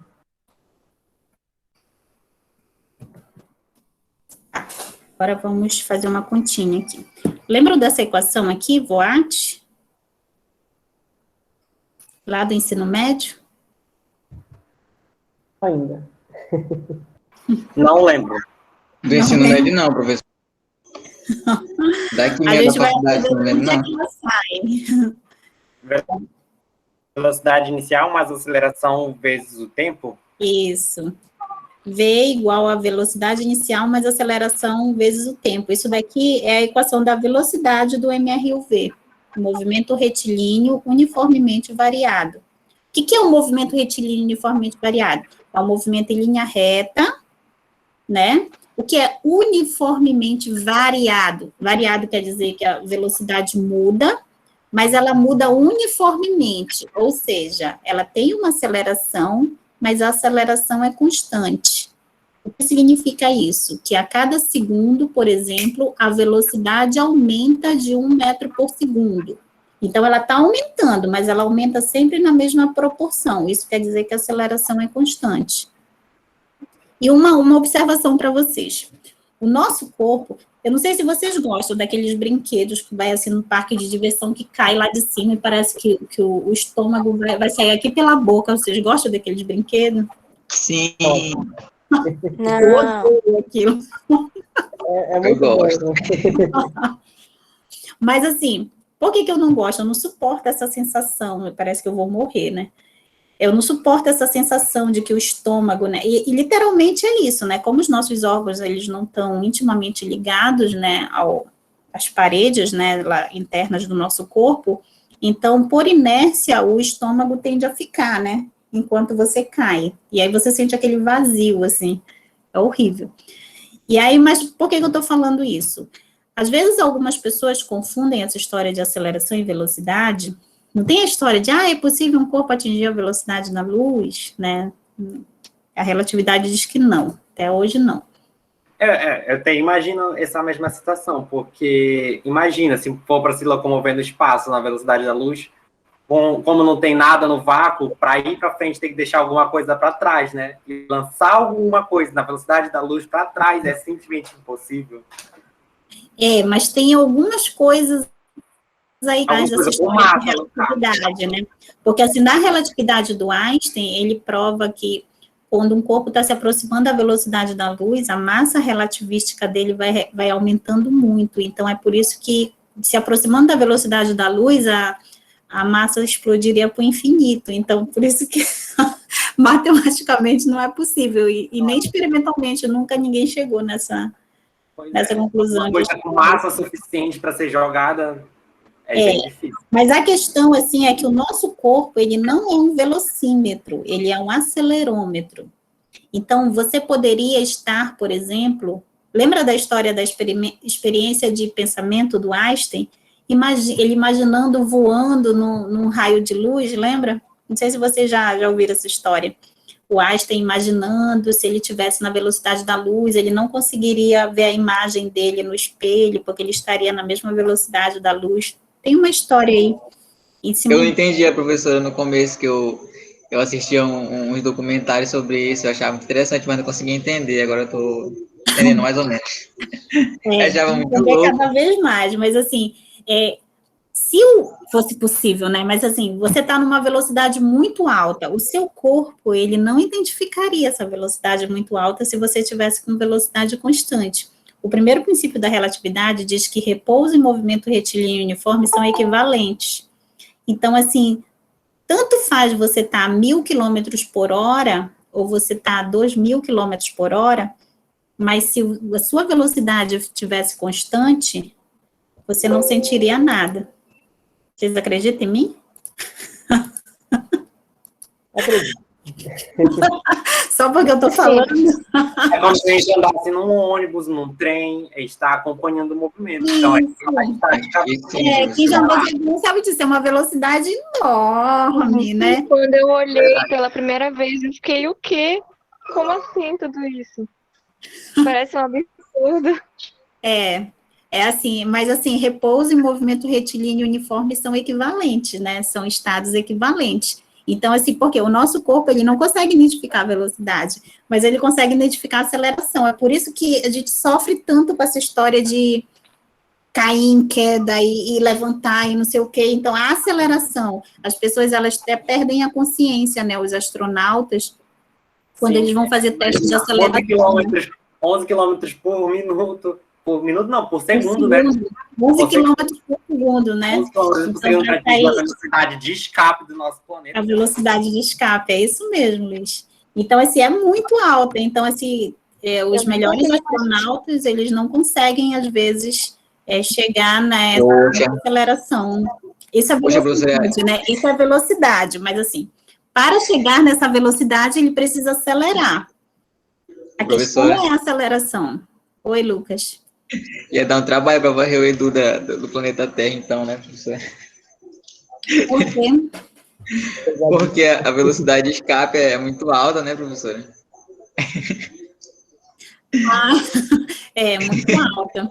Mas, enfim, eu estava assistindo um documentário essa semana que falava de lançamento de foguetes com necessidade de combustível, né? Porque um dos grandes problemas são os combustíveis, né, para poder lançar. Mas, enfim, vamos lá, continuar aqui. Olha só, então, aqui, olha, essa equação aqui, a aceleração instantânea é igual a dv/dt. Então, eu posso escrever essa derivada aqui como um diferencial, né? Então, eu posso escrever, por exemplo, AT dt é igual a dv. Nesse caso, eu posso escrever essa equação desse jeito aqui. dv é igual a AT dt. Diferencial de v é igual a aceleração instantânea dt. E aí, o que eu faço? Eu integro dos dois lados. Tudo que eu faço de um lado, eu tenho que fazer do outro lado na equação, né? E aí, integrando dv, eu integrei dv aqui de um v inicial até um v final, e aqui eu integro em dt. Por que eu não tiro o a da integral? Porque o a ele não é constante, ele depende do tempo. A aceleração instantânea, ela depende do tempo, então eu não posso tirar ela da integral. Aí, então, eu integro a t dt. A integral de dv é v, certo? Porque, olha, se eu tenho um diferencial, eu dividi, só que agora eu vou integrar, né? Eu já dividi o v, só que agora eu vou integrar, então o resultado vai dar v. Então, vai dar v de um v inicial a um v final, é igual. Mas aí, se eu considerar a aceleração constante, né? Antes de passar aqui para aceleração constante, vamos passar para esse lado aqui. Olha, então eu posso ter aqui, a integral de dv é v, integral de t inicial até um t final, né? De AT dt. Essa aqui é a equação geral da velocidade, gente, da velocidade instantânea. Toda vez que eu quiser saber a velocidade instantânea de qualquer movimento, qualquer, tá? Eu vou fazer a integral da aceleração em função do tempo. Aí, se eu tiver uma função horária para a equação da aceleração, eu integro ela em função do tempo e aí eu vou ter a velocidade. Então, a velocidade é a integral da aceleração em relação ao tempo. Ah, mas e se essa aceleração não variar com o tempo, se ela for constante? Ah, então aí eu posso tirar ela da integral, ó. E aí, o que eu faço? Eu posso substituir os limites de integração nesse v, né, de um v inicial a um v final. E aí, eu tirei o a da integral, então eu integro só em dt. A integral de dt é t, pelo mesmo motivo que o integral de dv deu v. né? Então, a integral de dt é t, de um t final até um t inicial. Substituindo os limites de integração, fica t final menos t inicial. E aqui, substituindo os limites de integração, fica v final menos v inicial. Se eu considerar o tempo inicial zero, então fica a vezes t, porque aqui é zero. E eu isolando v, fica, esse vem para cá mais, né? V0 mais a vezes o t. Ou seja, para chegar nessa equação aqui do ensino médio, que condições eu coloquei? Eu coloquei a condição da aceleração constante e do tempo inicial zero. Aí que eu cheguei nessa equação aqui. Mas qual é o movimento que a aceleração é constante e a trajetória é retilínea? É o movimento retilíneo uniformemente variado, tá? Mas essa equação aqui só é válida para o movimento com aceleração constante e tempo inicial zero, certo? Essa equação aqui, não sei se eu estou falando aqui, se vocês estão vendo meu apontador aqui, ó. Essa equação mais geral aqui, ela é descrita nesse gráfico aqui, para uma curva qualquer, né? Então, eu tenho uma curva qualquer da aceleração em função do tempo, e aqui embaixo eu tenho, né, uma área, que essa área é dada pela integral de a dt. Certo? Alguma dúvida aqui? Isso aqui eu mostrei para vocês como é que a gente chega nessa equação aqui, a partir da definição de derivada. Tá? Professora, Oi? por que a integral de V deu V? Eu fiquei confusa nesse passo, no que a senhora falou. Peraí. Nesse aqui? A integral de dv? Porque assim, toda vez que eu tenho um diferencial, que eu integro ele, o resultado dá essa variável aqui. Tipo, a integral de dt dá t, a integral de dv dá v. Entendeu? Por quê? Assim, pensando matematicamente, é porque o diferencial, ele já é a divisão, né? A divisão todinha lá do... O diferencial eu dividi, né, vários pedacinhos desse v. Só que se eu divido vários pedacinhos desse v e depois eu faço a soma toda, que é essa integral aqui, então vira o próprio v. Entendeu? Entendi. Ok? Assustei você? Ok. Ok. Vamos lá para o próximo, então. Tá, então, dado, né, a gente já chegou nessa equação, V igual a V0 mais AT, e a gente já sabe que a velocidade instantânea é o dx dt, né, que é a taxa de variação da posição em relação ao tempo, e aí, para a gente demonstrar ou encontrar, né, a equação da posição x em relação ao tempo, sendo o tempo inicial zero, né, que é essa equação aqui de baixo, que alguns chamam de sorvetão lá do ensino médio. Como é que a gente chega nela a partir das integrais? Vamos lá ver. Então, você tem, parte daqui, computador laser. A velocidade é igual a dx dt, né? Aí eu coloco aqui. Aí, o que eu faço? Já que eu quero a função horária de x, então eu vou isolar o diferencial de x, igual como eu fiz com o diferencial de v ainda agora. Então, eu isolo o diferencial de x, e aí eu posso escrever vdt. Vdt. Aí, o que eu faço? Eu integro dos dois lados. Essa integral aqui é em x, então é de um x inicial até um x final. Aí, de novo aqui, ó, a integral de dx dá x, de um x inicial até um x final. Isso daqui é uma notação que a gente faz, né, com os limites de integração, para depois substituir aqui. Aí tá. A integral de v dt. Eu posso tirar o v da integral só se ele fosse constante. Como a velocidade, ele me diz aqui, ó, que varia com o tempo, então o que eu faço? No lugar do v, eu coloco a equação que a gente já tem, v0 mais at. Aí repete o dt. Essa integral, ela é em t, né? Então, é de um t0 até um t. Quando eu substituo aqui os limites de integração no x, eu substituo limite superior, que é x, menos o limite inferior, que é x0. Sempre assim, tá? Eu substituo o limite superior menos o limite inferior. Igual, né? Aí conserva a integral aqui, só para dar uma mexidinha bem aqui. V0 dt mais AT dt. AT dt, certo? Eu separei aqui essa soma em duas integrais, porque uma das propriedades das integrais é que a integral da soma é igual à soma das integrais. Ok? E aí eu repeti aqui, ó, x menos x0. O V0 é a velocidade inicial.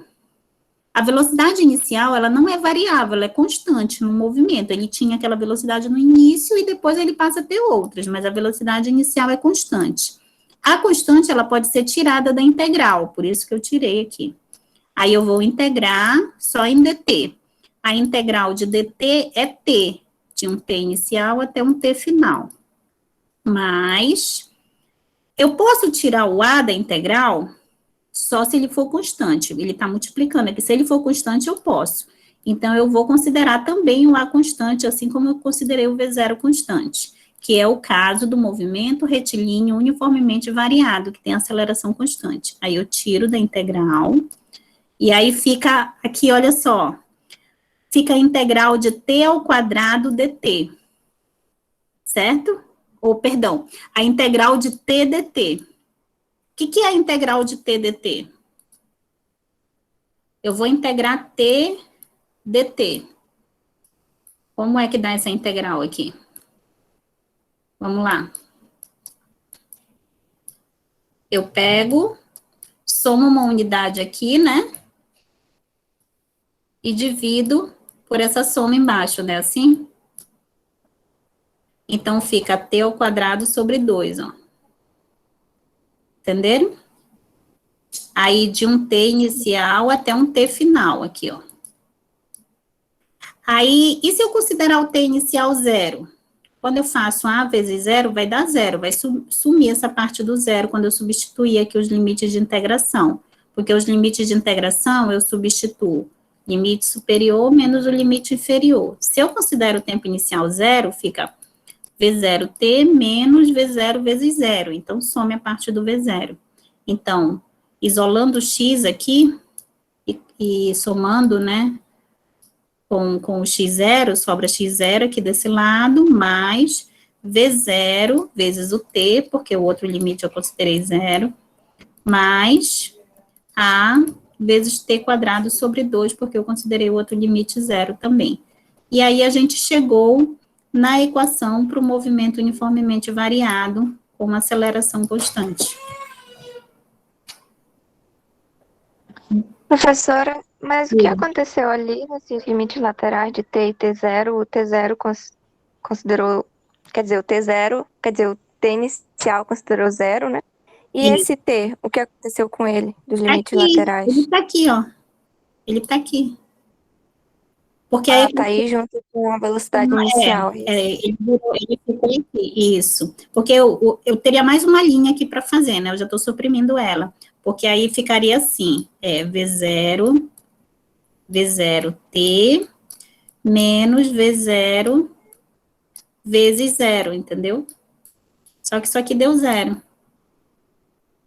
Tá, mas nessa segunda parte do a vezes t ao quadrado sobre 2, nos limites laterais... A mesma coisa. Porque assim, apesar da gente estar usando o mesmo t aqui, mas esse t aqui seria o valor, entendeu? E esse daqui seria a variável. Então, se aqui fosse 2, por exemplo, aqui 1 e aqui 2, entendeu? Mas aí, o que eu estou fazendo aqui? Eu faria assim, eu substituo o limite superior, né? O valor que está aqui, menos o limite inferior, que é 0. Aí, isso aqui dá 0, né? Aí, sobrou só essa parte aqui, que tá aqui, ó. Ah, tá, porque eu estava considerando como se fosse esse t ao quadrado multiplicando o t, mas esse outro t é só um valor. É só um valor, entendeu? É substituir, no lugar desse t, substituir os valores. Tá? Certo, professor. Tá, então deixa eu apagar aqui. É muito interessante ver de onde surge, porque a gente olha só a equação e, meu Deus. Mas é muito interessante ver o processo, né? É por isso que vocês precisam. Agora, imagina, olha, antigamente se tinha derivada integral no ensino médio, né? Então, mesmo os alunos não entendiam muita coisa, mas já se via. Quando a gente começa a ver essas demonstrações com derivada integral, aí que tu passa a entender, cara, faz todo sentido agora isso. Tá. Exatamente. E aí, e se a aceleração for constante, mas for zero? Que é o caso do MRU, né? Que é o movimento retilíneo uniforme. Como é que fica a equação? Aí eu parti já daquela equação lá, né? dx é igual a VDT, né? Aí lembra que dx é VDT daqui, ó, tá? A gente já partiu daqui. dx é VDT, né? Que é dessa equação aqui. Aí eu integro dos dois lados, certo? Aí a integral de dx dá x, né? X menos x0, substituindo os limites de integração. E se v for constante, se a aceleração é zero, quer dizer que o v é constante, né? Tá aqui, ó. Quer dizer que a velocidade é constante, então ele pode sair da integral. Aí eu tiro ele da integral, aí fica só a integral de dt, que dá t. De um t inicial a um t final. Então, isolando o x, e somando com x0 do outro lado, fica x0 mais, né, v, e substitui os limites de integração aqui, t menos t0. Se eu considero o tempo inicial zero, essa parte aqui vai embora. E aí, o que sobra? X igual a x0 mais vt, que é a equação do movimento retilíneo uniforme para a posição. O que quer dizer essa equação? Posição final é igual a posição inicial mais velocidade vezes o tempo. A gente pode ver também essa situação sob o ponto de vista gráfico, né? Por exemplo, dx é igual a integral de VDT, né? Se eu integro dos dois lados, a gente já resolveu isso, né? A integral de dx dá x, de uma posição final menos de uma posição inicial. X menos x0 é o ΔX. Aí eu deixei esse lado aqui com a integral mesmo. ΔX é igual a integral de VDT. O que é essa equação aqui graficamente? Graficamente. Então, se eu tiver aqui a velocidade e aqui o tempo, né, no eixo cartesiano, e esse gráfico aqui, o que ele vai representar para mim? Se eu pegar dois pontos quaisquer, um ponto 1 e um ponto 2 aqui, né, e aí eu tenho aqui um ΔT, né, e daqui para cá eu vou ter um ΔX, né, bem aqui eu tenho um ΔX. Perdão, um ΔV, né, que aqui é o V, né, ΔV. Então, essa área aqui que está abaixo do gráfico, ela vai ser o quê? O ΔV dividido por ΔT em termos de tangente. Ele vai ser o ΔX. Esse ΔX, mas o que é o ΔX? É o V vezes ΔT. Aí vocês podem pensar assim, ó. Peraí, deixa eu desenhar melhor aqui, ó. Se eu tivesse um retângulo aí, se esse gráfico fosse uma reta, não ficou muito melhor, mas assim, se esse gráfico fosse uma reta aqui, né, aqui o gráfico, e aí, aqui eu teria o ΔT, e aqui o ΔV. E aí, como é que eu calculo o ΔX? Né, ou a área, o que é a área dessa figura? É o ΔT sobre ΔV, né, porque é um retângulo, certo? Então, é o ΔV vezes o ΔT. Isso se fosse uma reta aqui, mas não é. É uma curva, né, aqui. Então, o que eu faço? Eu faço a integral aqui. Que é o que está aqui, ó. E aí, no lugar de ΔT, eu coloco dt.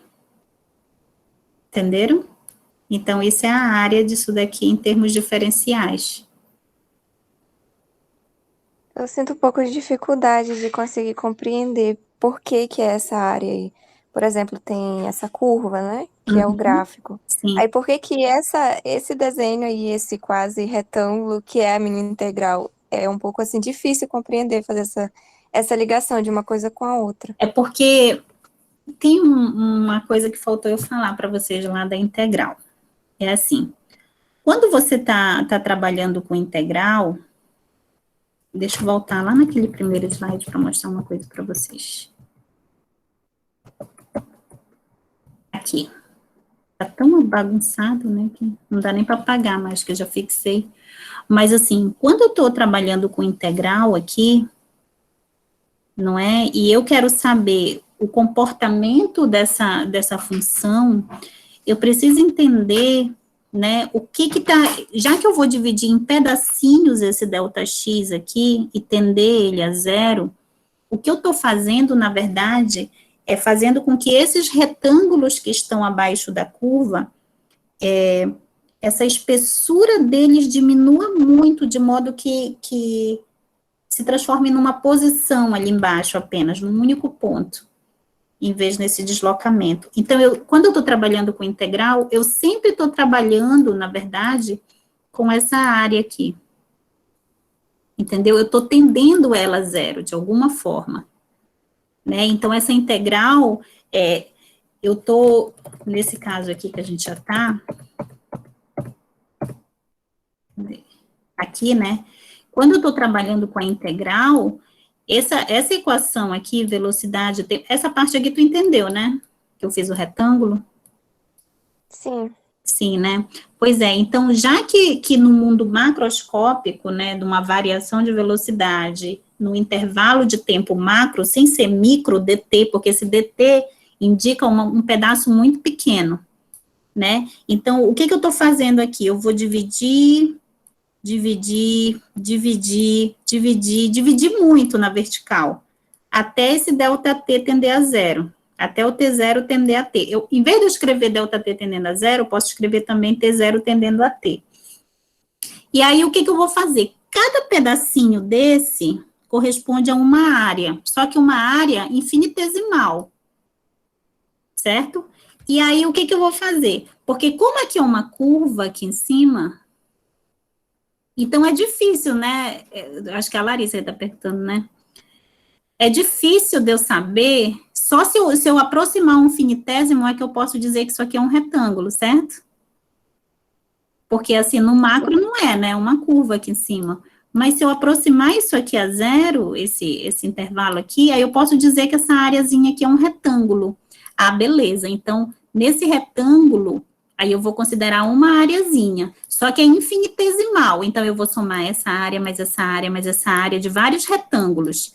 Ah, mas eu estou somando infinitésimos, então eu não posso usar isso aqui. Eu tenho que usar isso aqui. Entendeu? Então, essa integral aqui, o que ela faz? Ela vai somar elementos infinitesimais de área aqui. E aí, nesses elementos infinitesimais de área, em vez de delta, eu vou usar o D. Né? Aqui não, né? Porque aqui é aqui que é o D, né? Que é aqui que eu estou diminuindo, né? Então, aqui eu vou pegar cada DTzinho desse e vou integrar cada DT para dar a área total. Aqui. É por isso que vai dar origem a essa VDT e essa integral aqui, representando o infinitésimo no lugar da somatório. Não sei se deu para entender. Professora, obrigada. São detalhes, assim, da integral, entendeu? Que vão surgindo aí. Tá, então vamos ver esse exemplo aí. Dada a função da posição, né? Então, tem uma função da posição aí, 3t² menos 2t mais 3. Observem aí, olha, uma função do segundo grau de x em função de t. Então, é uma função quadrática em t. Então, eu já sei que isso daqui, toda vez que eu tiver uma função quadrática, né, cujo o maior expoente é 2, eu já sei que isso daqui é um tipo de movimento com aceleração constante, que é um movimento uniformemente variado, tá? Então, aí ele pede, qual é a função da velocidade? O que eu sei? Se ele quer que eu represente a função da velocidade, a velocidade eu sei que é o dx dt. Então, eu vou derivar essa função em relação ao tempo, certo? Derivem aí para mim em relação ao tempo. Quanto é que dá essa derivada aqui?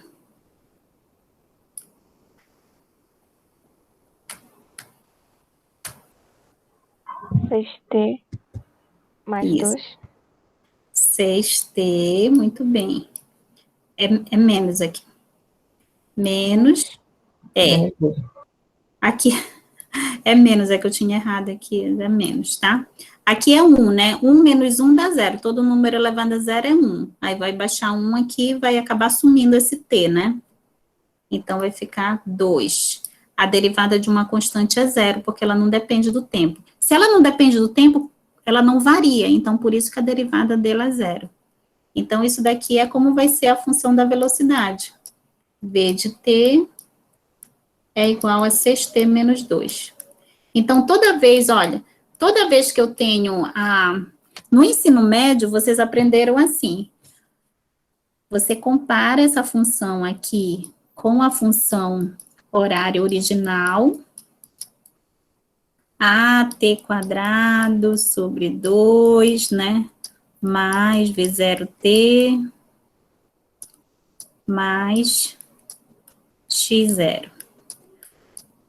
Você compara essa com essa. Esse é o x0, esse é o v0, e esse é o a dividido por 2. Aí você vai e pega a equação de v igual a v0 mais at e substitui. Mas assim, sem ter muita noção do que você está fazendo.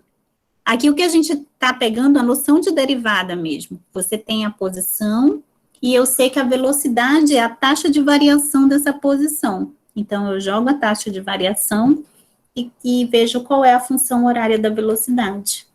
E a função da aceleração? Como é que eu faço para saber a função da aceleração? É só derivar novamente essa, né? Isso, deriva de novo a velocidade em relação ao tempo. Quanto é que dá aqui? Nesse caso vai dar 6. Vai dar 6. Opa, mas não deu em função do tempo? Por que que a aceleração não dá em função do tempo? Porque nesse caso ela é constante. Não é a velocidade é constante, porque a aceleração é constante, né? Esse daqui, como eu falei para vocês, ele é uma função horária no caso de aceleração constante. E então, a função, ela não vai depender do tempo da aceleração, ela vai ser simplesmente 6 no SI. Então, é metros por segundo ao quadrado. E a função, aqui está no outro slide, já está a resolução aqui. A função da posição no instante 4 segundos. Aí é só substituir no lugar do t eu coloco 4, né? E faço a conta. E a pergunta D é o instante em que o corpo inverte de posição. E em que posição isso ocorre? A gente precisa entender a lógica. O que é a história do inverter a posição? Vamos olhar a função horária e entender o que está acontecendo. Deixa eu só apagar aqui. Isso daqui é a posição inicial dele, x0. Certo? Então, é uma trajetória retilínea. Agora me digam, será que esse corpo ele está vindo em movimento progressivo ou retrógrado? Ou seja, ele está aumentando as posições ou está diminuindo? O que é que vocês acham? Aumentando. Está aumentando? Por quê? Eu sei que a posição inicial dele é 3, eu vou colocar aqui 3, né? No SI, então, a posição é dado em metros, certo? Eu sei que ele está aqui, e a pergunta é, nesse instante inicial, da posição inicial, ele está indo para a direita ou para a esquerda e com qual velocidade?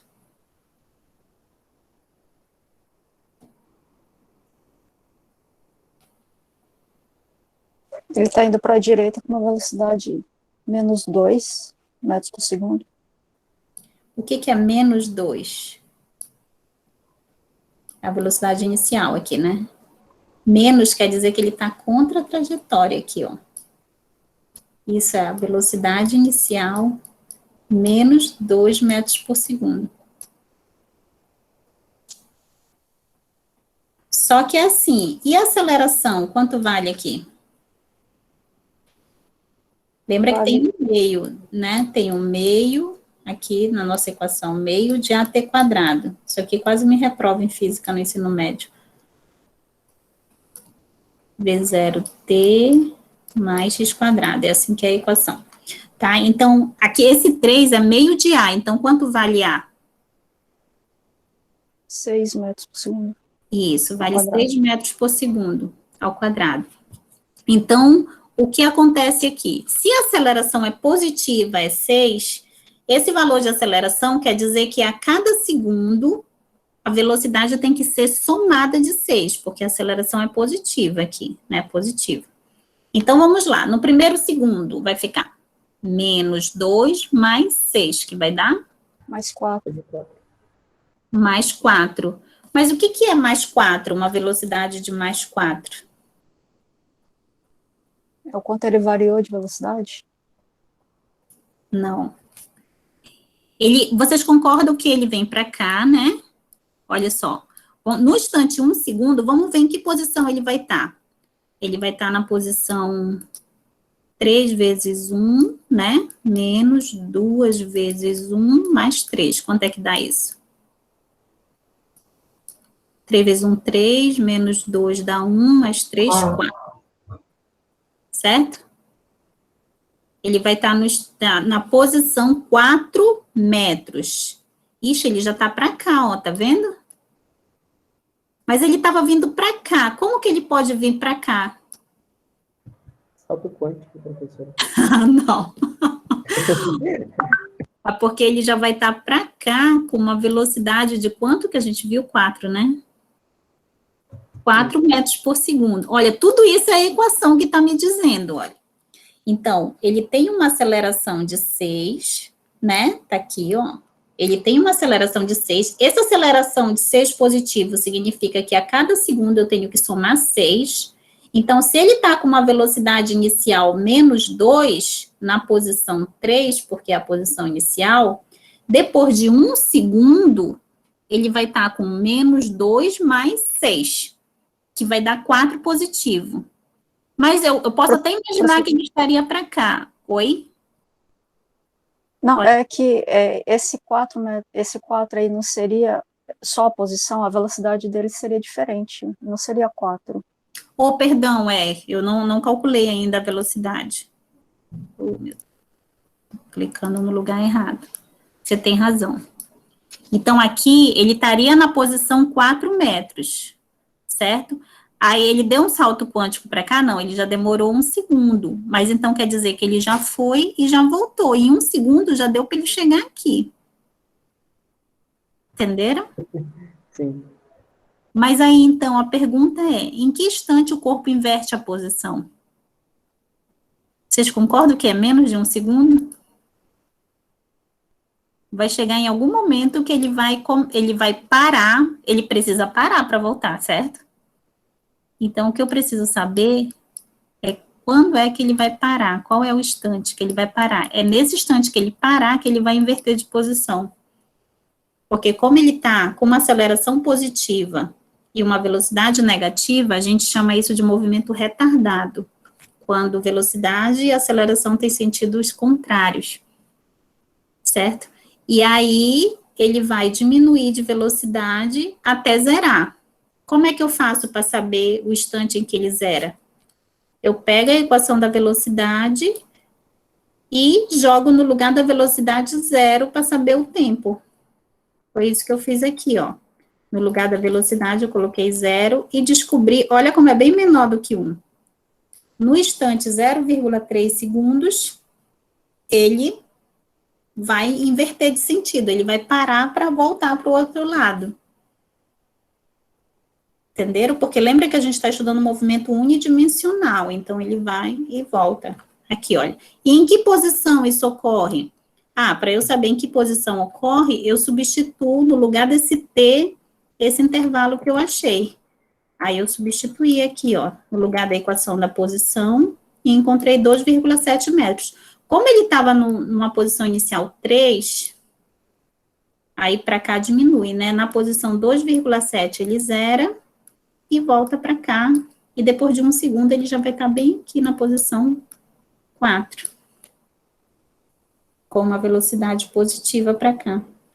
E aí a gente pode fazer o problema inverso também, né? Se eu tiver a velocidade em função do tempo, né? Ainda agora a gente tinha a posição e calculou velocidade. Agora a gente tem a velocidade e pede a posição ou o deslocamento. Nesse caso, ele pede o deslocamento no intervalo de 0 a 2 segundos, né? Então, se a velocidade é a derivada da posição em relação ao tempo, a posição vai ser a integral da velocidade. Porque a derivada ela é o processo inverso da integral, né? É igual a soma e subtração. Então, para eu saber o ΔX, né, o deslocamento vai ser a integral de VDT, que é uma equação que a gente já viu anteriormente. Então, no lugar da velocidade, eu coloco a equação e vou integrar com os limites de integração que ele me deu. Então, aqui, essa integral aqui, eu somo uma unidade, divido por essa soma, né, então dá 2t ao cubo sobre 3, mais 2 é constante, ele sai da integral, e aí eu vou integrar só em dt, que vai dar t, no intervalo de 0 a 2. E aí, substituindo os limites de integração, esse é 0, né, então como tudo é multiplicação aqui, não vai fazer diferença, então eu só substituo 2 aqui, no lugar do t, 2 ao cubo dá 8, 2 vezes 2 vai dar 4, e o resultado vai dar 9,3 metros. Isso é o deslocamento. O deslocamento nesse intervalo de 0 a 2 segundos.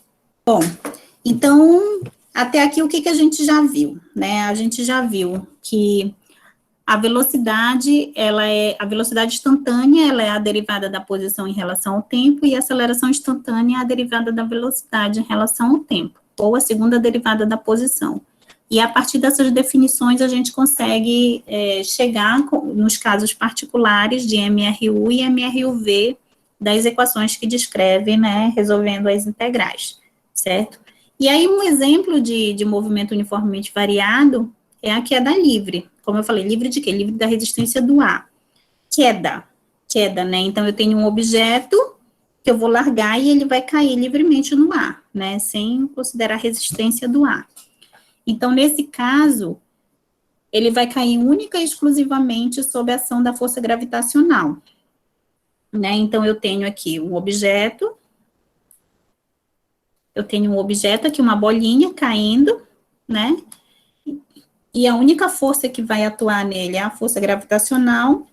Então, nesse caso, a aceleração dele vai ser constante. Se a aceleração é constante, a gente recai no caso do movimento retilíneo uniformemente variado. Uniformemente variado quer dizer que a aceleração é constante. E no caso da queda livre, né, a aceleração é a aceleração da gravidade, né, que tem esse valor aqui.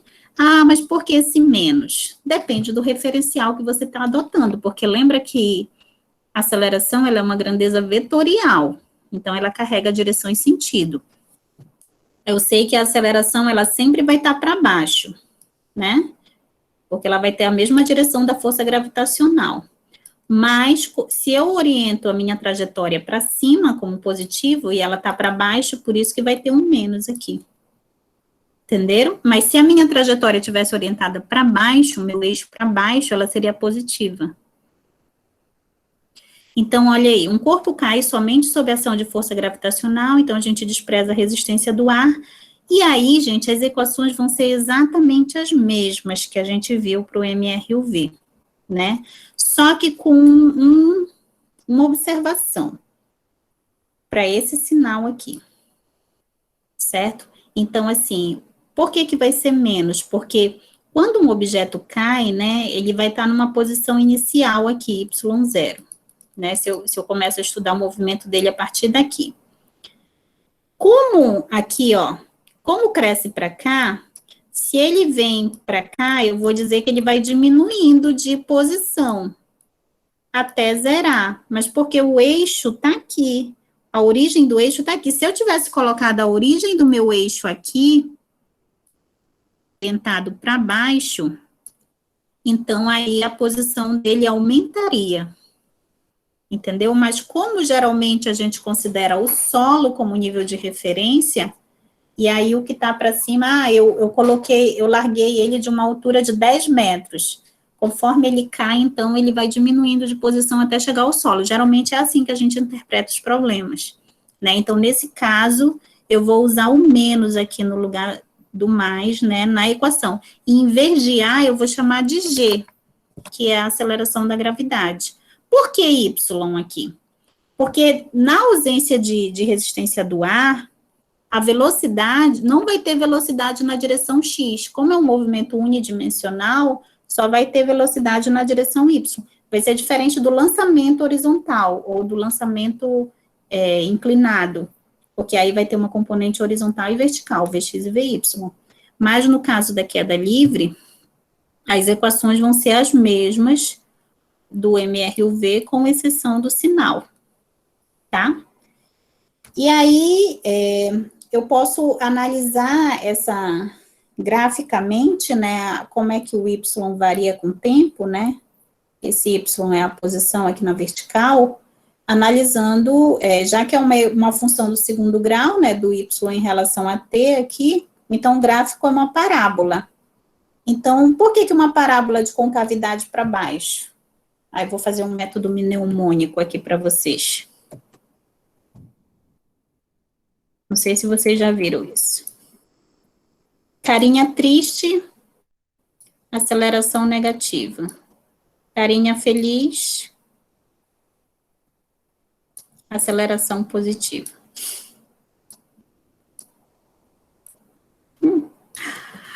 Então, o que significa aqui? Já que eu estou usando esse menos aqui, então a concavidade aqui, ela vai ser para baixo. Isso não ensina absolutamente nada de física e matemática, só é para a gente lembrar, tá? Então, olha aqui, ó. Vamos analisar aqui. Então, conforme eu jogo o objeto, se eu jogar para baixo, é lançamento vertical. Para ser queda livre, eu tenho que abandonar, porque aí a velocidade inicial é 0, certo? Então, aqui, o que vai acontecendo? Vocês estão me escutando ainda aí? Sim, professora. Tá. Eu escutei essa tarde tão calada, eu tinha caído. Sim, então aqui, olha, a posição dele vai aumentando conforme o tempo passa. Só que não é linear, né? Porque varia com quadrado aqui, ó. Então, por isso que é uma parábola. E aí vai chegar um momento em que ele vai chegar, nesse caso aqui, numa altura máxima, assim. Nesse caso aqui, é no caso de eu lançar um objeto para cima. Eu lancei para cima, ele vai aumentando de posição, chega na altura máxima, depois ele vai caindo. Se eu analisar só a queda livre, é só essa parte aqui do gráfico. Entendeu? Porque aí ele já está numa altura máxima e aí ele vai caindo de posição até chegar no marco zero aqui, ó. Certo? Mas as equações são as mesmas. Tá? E aqui tem uma questão que dá para estar resolvida já, e vocês tentam fazer, e se tiver dúvida, depois eu posso tirar de vocês lá no grupo, tá bom? Aqui as resoluções, aí tem umas análises gráficas aqui, que é muito parecido com o que eu já falei para vocês, mas tentem entender como é que se dá para o caso desse movimento uniformemente variado. Se vocês tiverem dúvidas depois nesses gráficos, vocês me avisam. Esse daqui é uma curiosidade que eu coloquei aqui, alguns outros gráficos, e a demonstração da equação de Torricelli, tá? Que é uma equação muito importante, que a equação de Torricelli, ela representa o princípio de da conservação da energia. Essa aqui é a equação de Torricelli, ó, essa aqui embaixo. E aqui eu mostrei como é que chega nela, a partir das equações que a gente já viu. E aí vocês tentam refazer, tá bom? Esse aqui, ó, nem usou integral, mas... Tá, então a gente viu que tem um movimento progressivo e retrógrado, né, quanto à trajetória, e tem um movimento acelerado e retardado. O acelerado é quando a velocidade e a aceleração, elas têm a mesma direção e sentido, então elas vão ter o mesmo sinal. E o retardado é quando elas têm sinais contrários. E aí o próximo passo daqui é analisar os movimentos, incluindo as forças de resistência, atrito, faltou um I aqui, e resistência do ar. Tá, gente? Aí, então, tem um movimento bidimensional